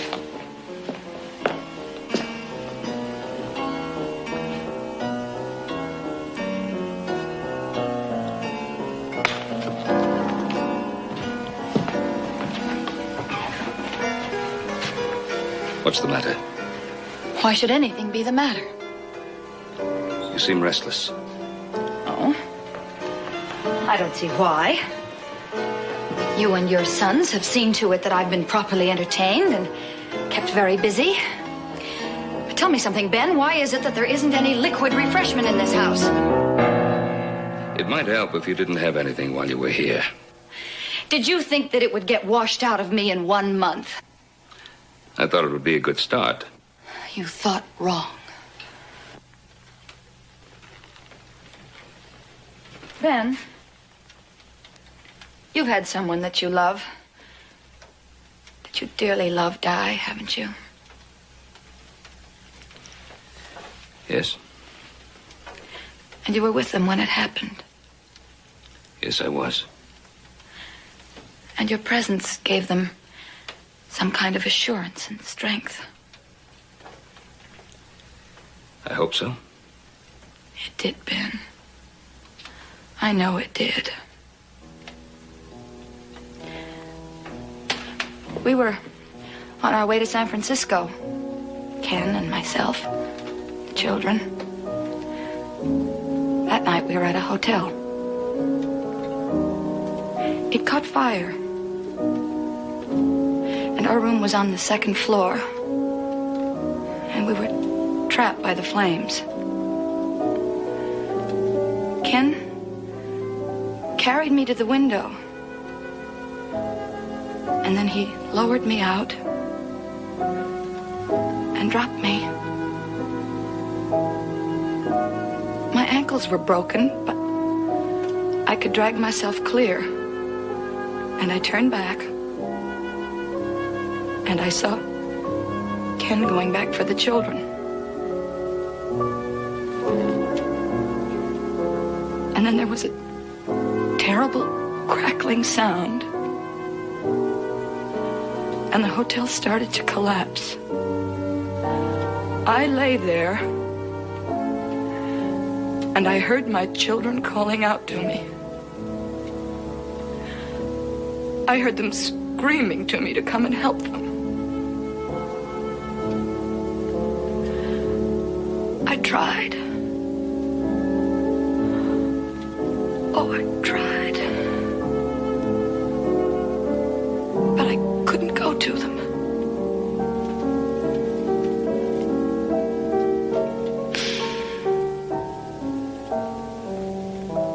When I buried my family, Ben, I buried a way of life.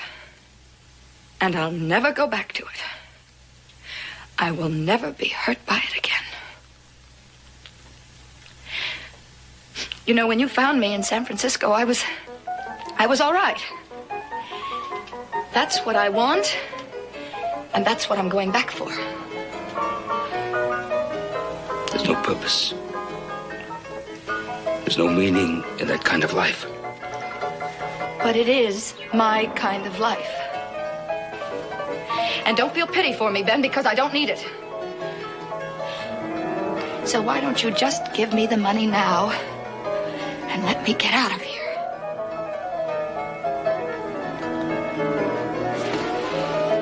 We made a bargain, and I'm going to keep you to it. Well, I guess I don't have a choice, do I? All right. All right, we'll play your silly game. Good night, Ben.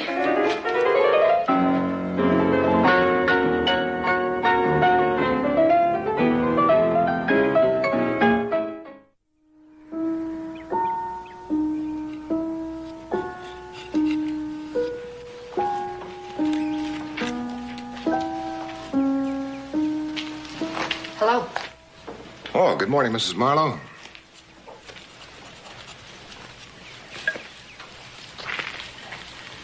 That's wonderful. I don't think I could tell it from the original. Well, thank you. Wood works easily in my hands. Those hands do other things well, too. I've seen you fight. Is there something I can help you with? No? No, I'm just wandering around, trying to keep out of trouble. Been doing that long? Since I was a boy. I like building things. I should think there would be a demand in almost any town for men with your talents. I keep busy. Then why do you work in a saloon?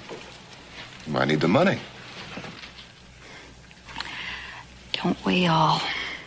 Well, I want a shop of my own. Taking on extra work just makes it come that much sooner. Then you plan on settling here in Virginia City? Yeah. Well, you have no problems. And Cartwright likes you. I'm sure that if you were to ask him, he'd be more than willing to lend you the money to get started. Well, he already has. Well? When I stand in my shop, I want it to be mine. Only mine. I'll be beholden to no man. Good luck. Hey, Mace, there's a couple of fellas up here to see you. See me? That's what they said. They're up in front of the house. Well, I'll see you later. If you'll excuse me. You're excused.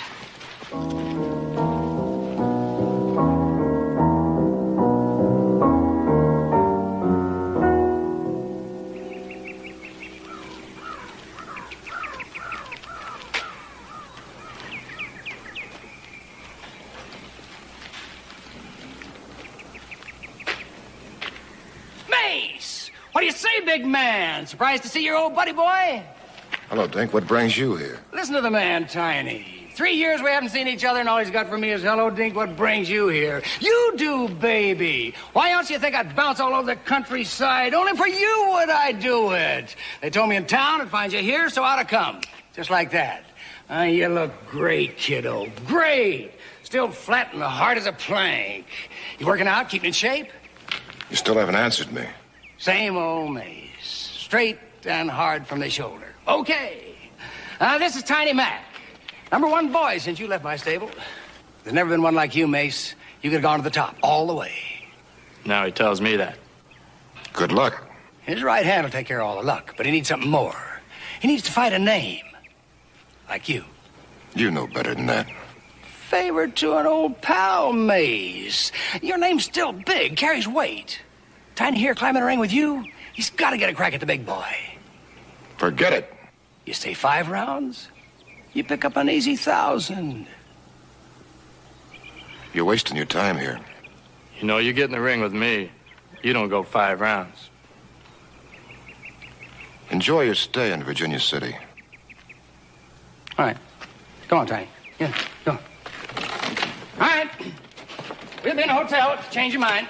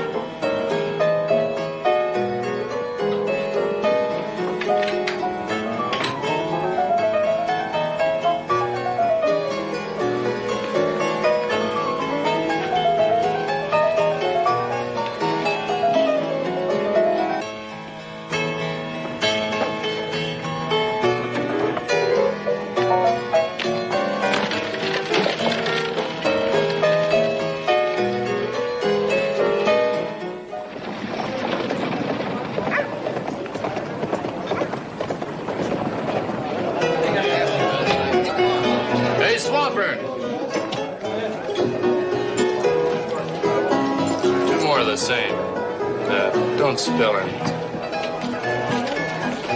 Tain't right, Mace. Tain't right at all. A man like you doing this. You come back with me, boy, and we'll go right to the top again. I'll get your drinks for you.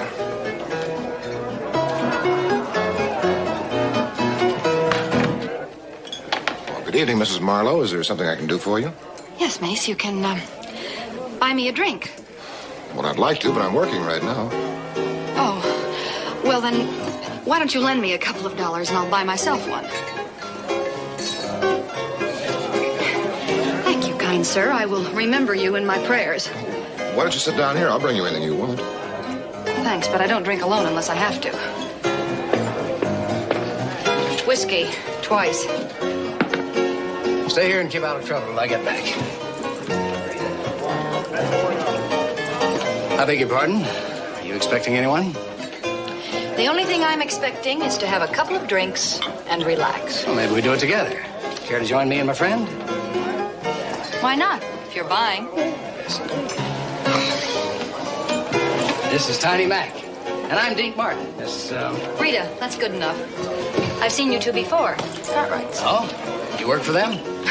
No, I'm a guest. Unwilling, but nevertheless a guest. So, why stay? Well, there's a certain little matter called money. It takes some to go from one place to another. Could be I could do you some good. Any good you'd do me, you'd come out ahead. Well, we'd both come out ahead if you'd arranged to get Mace in the ring. In the ring? Yes, a Tiny.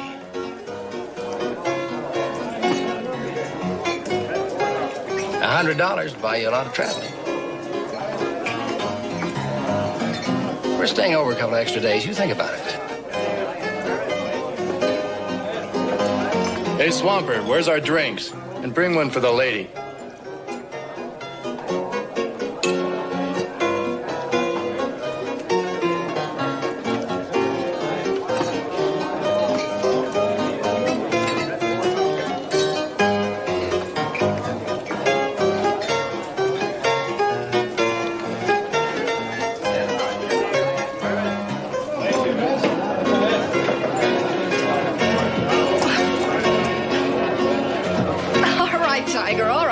Over. Why don't we get back into our corners, huh? How about you and me find a corner all to ourselves? With you, it would have to be a cave. Come on, be a good girl. Because I am a good girl, I don't want a slob like you pawing me. The lady doesn't want your company. Come on. Come on. You don't get paid for this. Now, let's sit down. Stick to swamping out saloons. That's all you're good for. Sorry, kiddo. Fighting here don't put money in my pocket. I need him in a ring. Now, you make it happen. I'll up it to 200.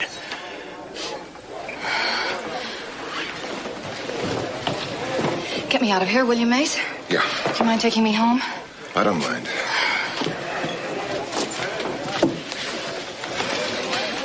If you're expecting thanks, you're wrong. That isn't necessary. If you thought you were defending my honor, you're wrong, too.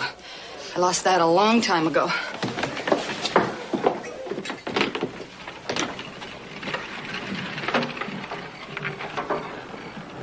Well, I enjoyed it very much once we got past the rough spots. So did I. You know, Mace, when I first saw you, I said that you were an ugly brute. And Ben said, no, not when you get to know him. You know something? He was right. Good night. Mrs. Marlowe, could I see you again? Yes, if you'd like to. Well, I have to bring this back tomorrow. Maybe then. All right. Tomorrow will be fine. No, it's all right.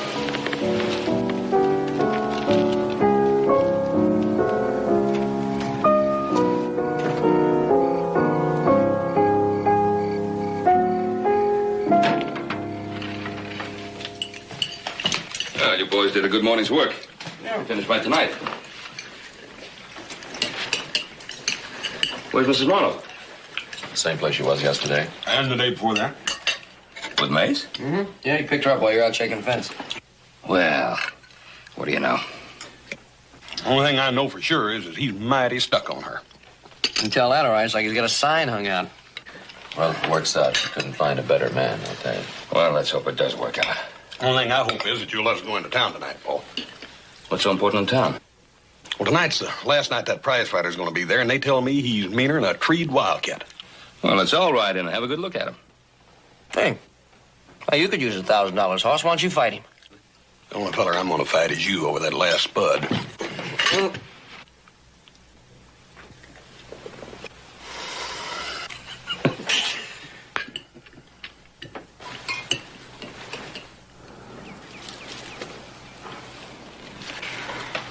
happy?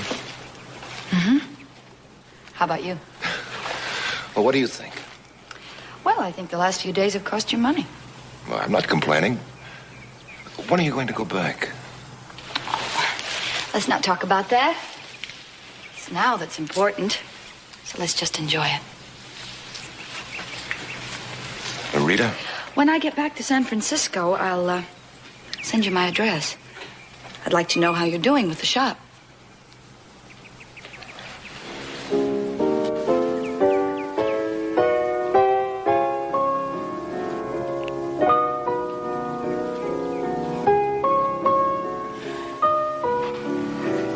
I didn't have the right to do that. I didn't even have the right to think it. I'll take you back. No, Mace. You had all the right in the world. I wanted you to do that.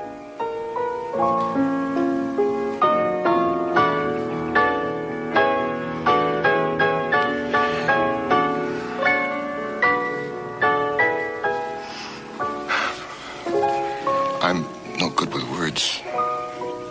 All I can say is I love you. I want you with me. Always. They're the only words a woman wants to hear. But, well, we both know that we can't build a life together on dreams and kisses. I have a trade. We'll have a good life together. When? Next year? Hereafter? It's too long. I want to enjoy my happiness now. Well, I'll find another job. No, it's still too long. I won't borrow. It's got to be ours. I won't share our happiness with anyone else. Mace, you don't have to. It can be the way you want.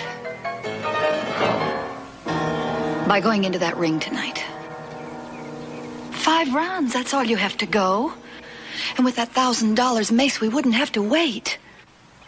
I can't do it. But why?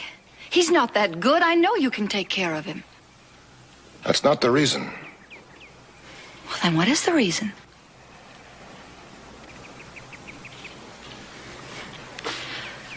Well, it was fun while it lasted. I guess our picnic's over. Take me home, will you, Mace?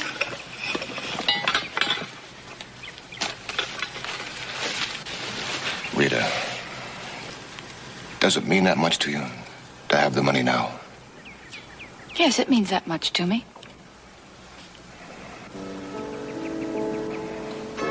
All right. I'll go against him tonight. We'll have our $1,000 tomorrow. Then will you marry me?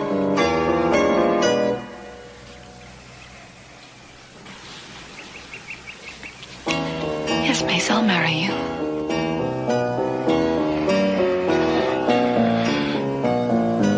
Well, I guess I better take you back. But Rita, don't go see the fight tonight. I'll be out first thing in the morning. I love you, woman.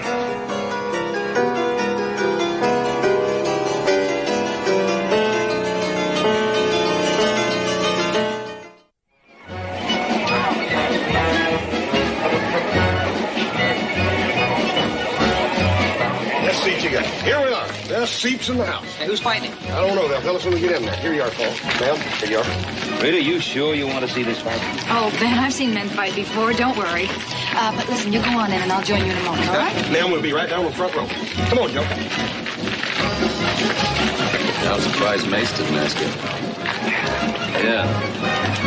Well, let's go inside and see what a treed mountain lion looks like.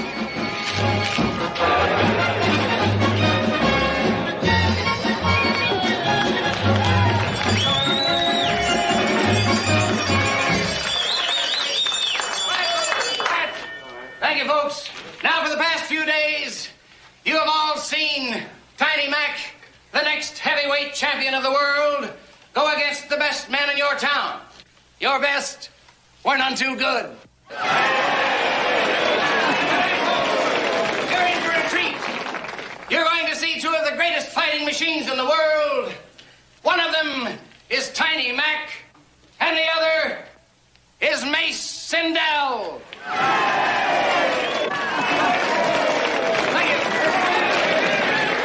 About this? No, I didn't know. Well, Mrs. Marlowe must have known about it. She didn't say anything. I'll be right back. Mr. Martin? Hello, sweetheart. What are you doing back here? Waiting for you. I filled my end of the deal. You did great. Just great. I'll take care of you as soon as this is over. Right now. What's the matter, sweetheart? Don't you trust the old dinker? Mr. Martin, as easily as I got Mace into the ring, I can get him out. So I want $200 right now because that crowd just isn't going to like it. Of course, baby, of course. I just had him a little laugh is all. Are you going to stick around and watch your boy work? First of all, he's not my boy, and I'm leaving on a stage in 20 minutes. I don't come much harder than you, gal. See you around.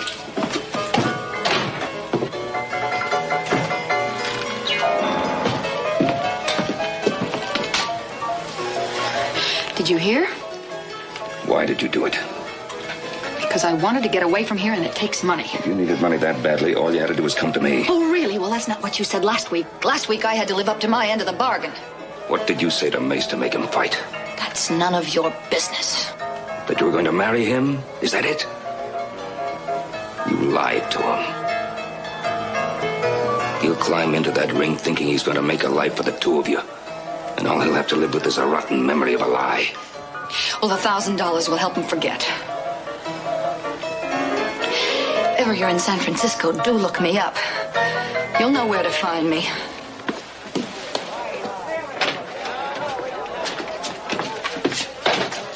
Let's go, Mace. It's that time. All right. Oh, Ben. Hello, Mace. Oh, did Rita tell you about us? Yeah, she told me. I don't deserve a break like that. A woman like her wanting to marry an ugly mug like me. It's Mace. Are you ready for him? Well, as ready as I can be. Oh, Ben, I don't have a corner man. I'd be pleased if you'd act as my second. Yeah, sure. Come on.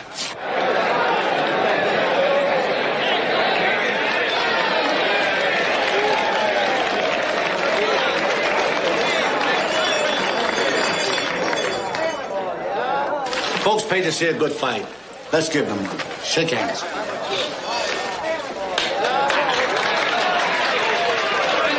You take him, every newspaper in the country will carry it, and we'll be on our way to the top. It's all yours, Mace. Now load it on him.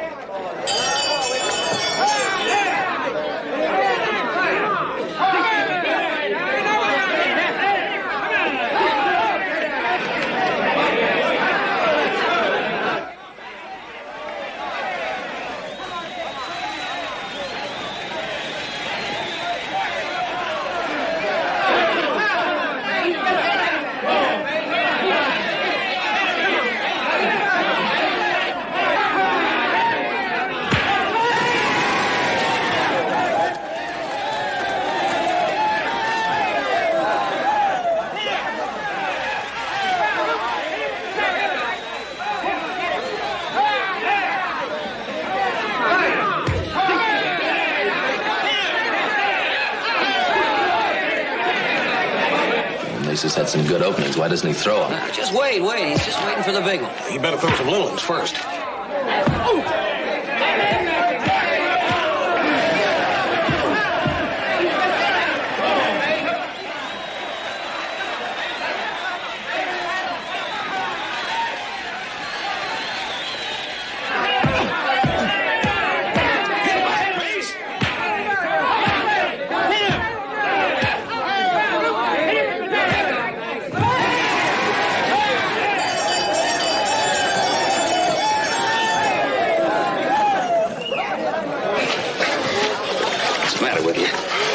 One punch. I'm not going to. What? I'm getting $1,000 for staying 5 rounds, not fighting. You're gonna hit him back. You know better than that, Ben? He'll hurt you bad. I can can't take what he hands out. I have to.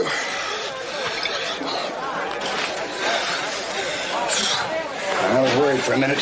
He's lost everything. It's all gone. I'll take him out in this round. Why? I'm enjoying it. I'm gonna chop him up for a while. Now, you listen to me. He was a great fighter. He's still a lot of man. Don't strip away his dignity. Look, you take care of things outside the ring. I'll handle him in here.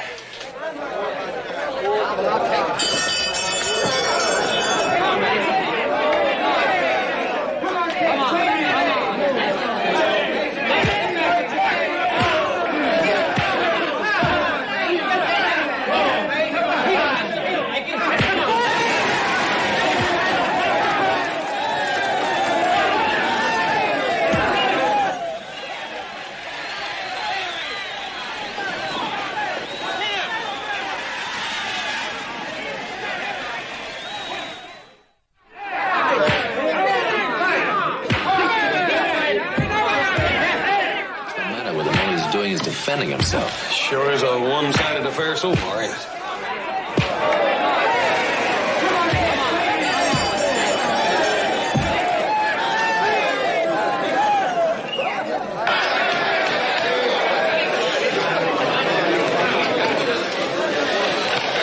Mace, listen to me. You gotta stop now. I can't stop, Ben. 3 more rounds, it'll be a new life for Rita and me. She isn't here, Mace. She's gone. What? I said she's gone. There's no need for you to take any more of this punishment. Oh, no.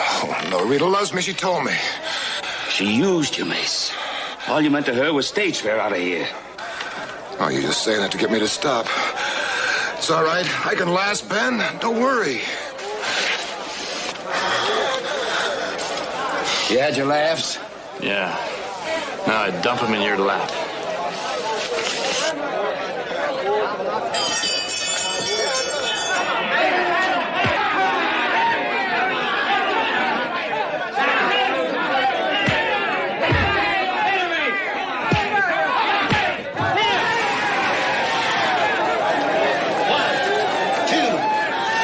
Stay down, Mace.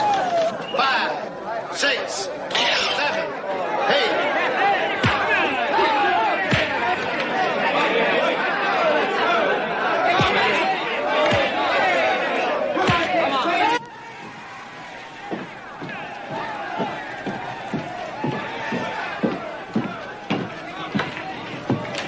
Before you leave, there's something I want you to see. I'm staying right here until the stage leaves. Woman, you're going to see what you've done. If I have to drag you, you're going to see it. You decide which way it'll be.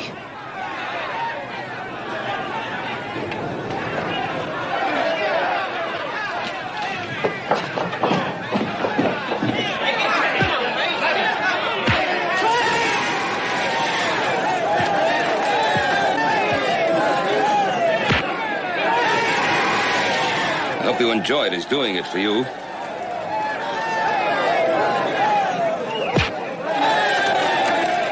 Why doesn't he fight back?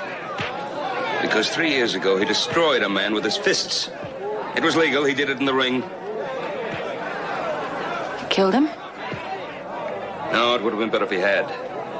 The man's in a mental institute. He's a vegetable. Mace takes care of him.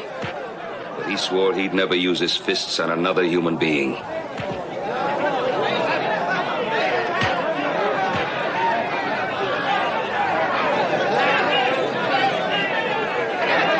You could have stopped this, Ben. You could have told him about me. Well, I told him about you. But he wouldn't believe me. He refused to believe what you really are. So he won't quit. This may destroy him, but like you said, you'll have $1,000 to help him forget.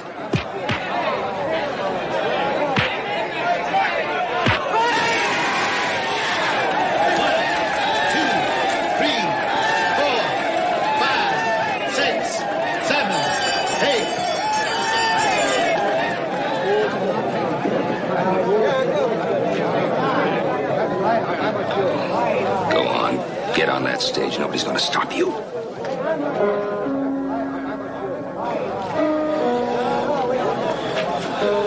sake, I think you better call it off. No, nobody stops at you here. Nobody.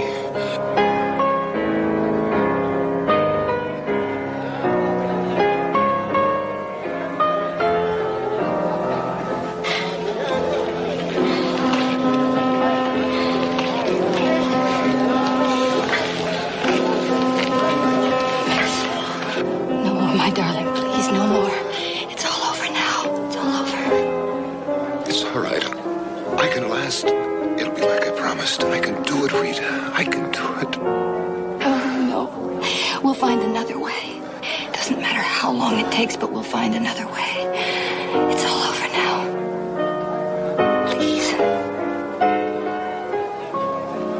Please, for me. Please.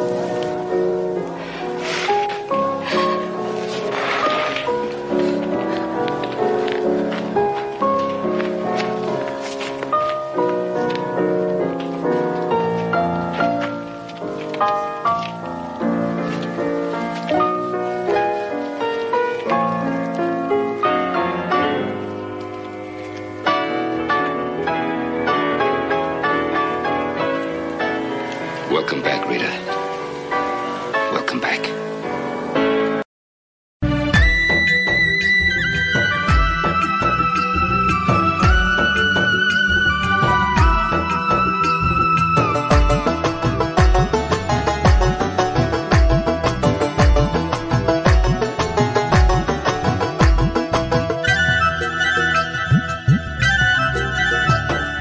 ভালোবাসার পরশ পেয়ে অস্থির আমি গেছি হয়ে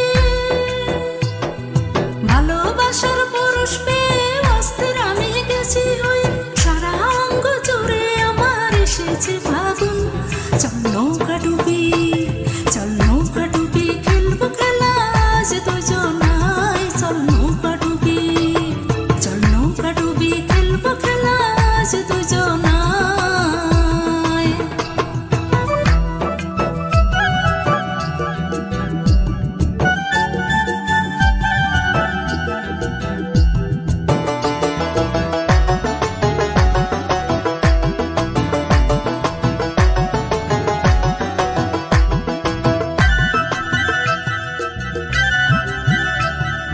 বাড়ির কাছে ভরা নদী শেষে জোয়ার ভাটা শেষ হলে শুকনো বালুর চর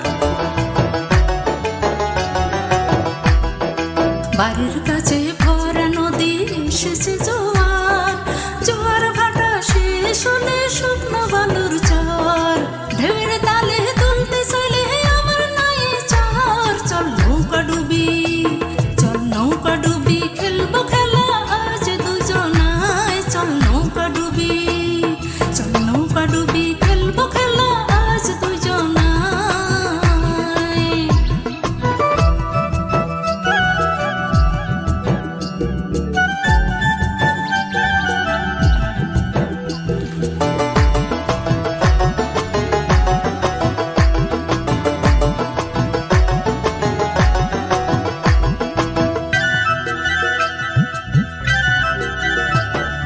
ফাগুন মাসের আগুন জ্বলা ভরা বসন্ত ঘুমিয়ে থাকা মনটা আমার বড়ই অশান্ত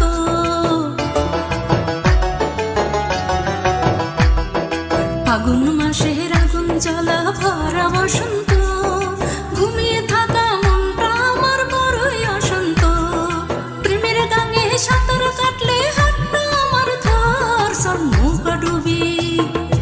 নৌকা ডুবি খেলবো খেলা আজ দুজনায় চল নৌকা ডুবি খেলবো খেলা আজ দুজনায় ভালোবাসার পরশ পেয়ে অস্থির আমি গেছি হয়ে ভালোবাসার পরশ পেয়ে অস্থির আমি গেছি হয়ে সারা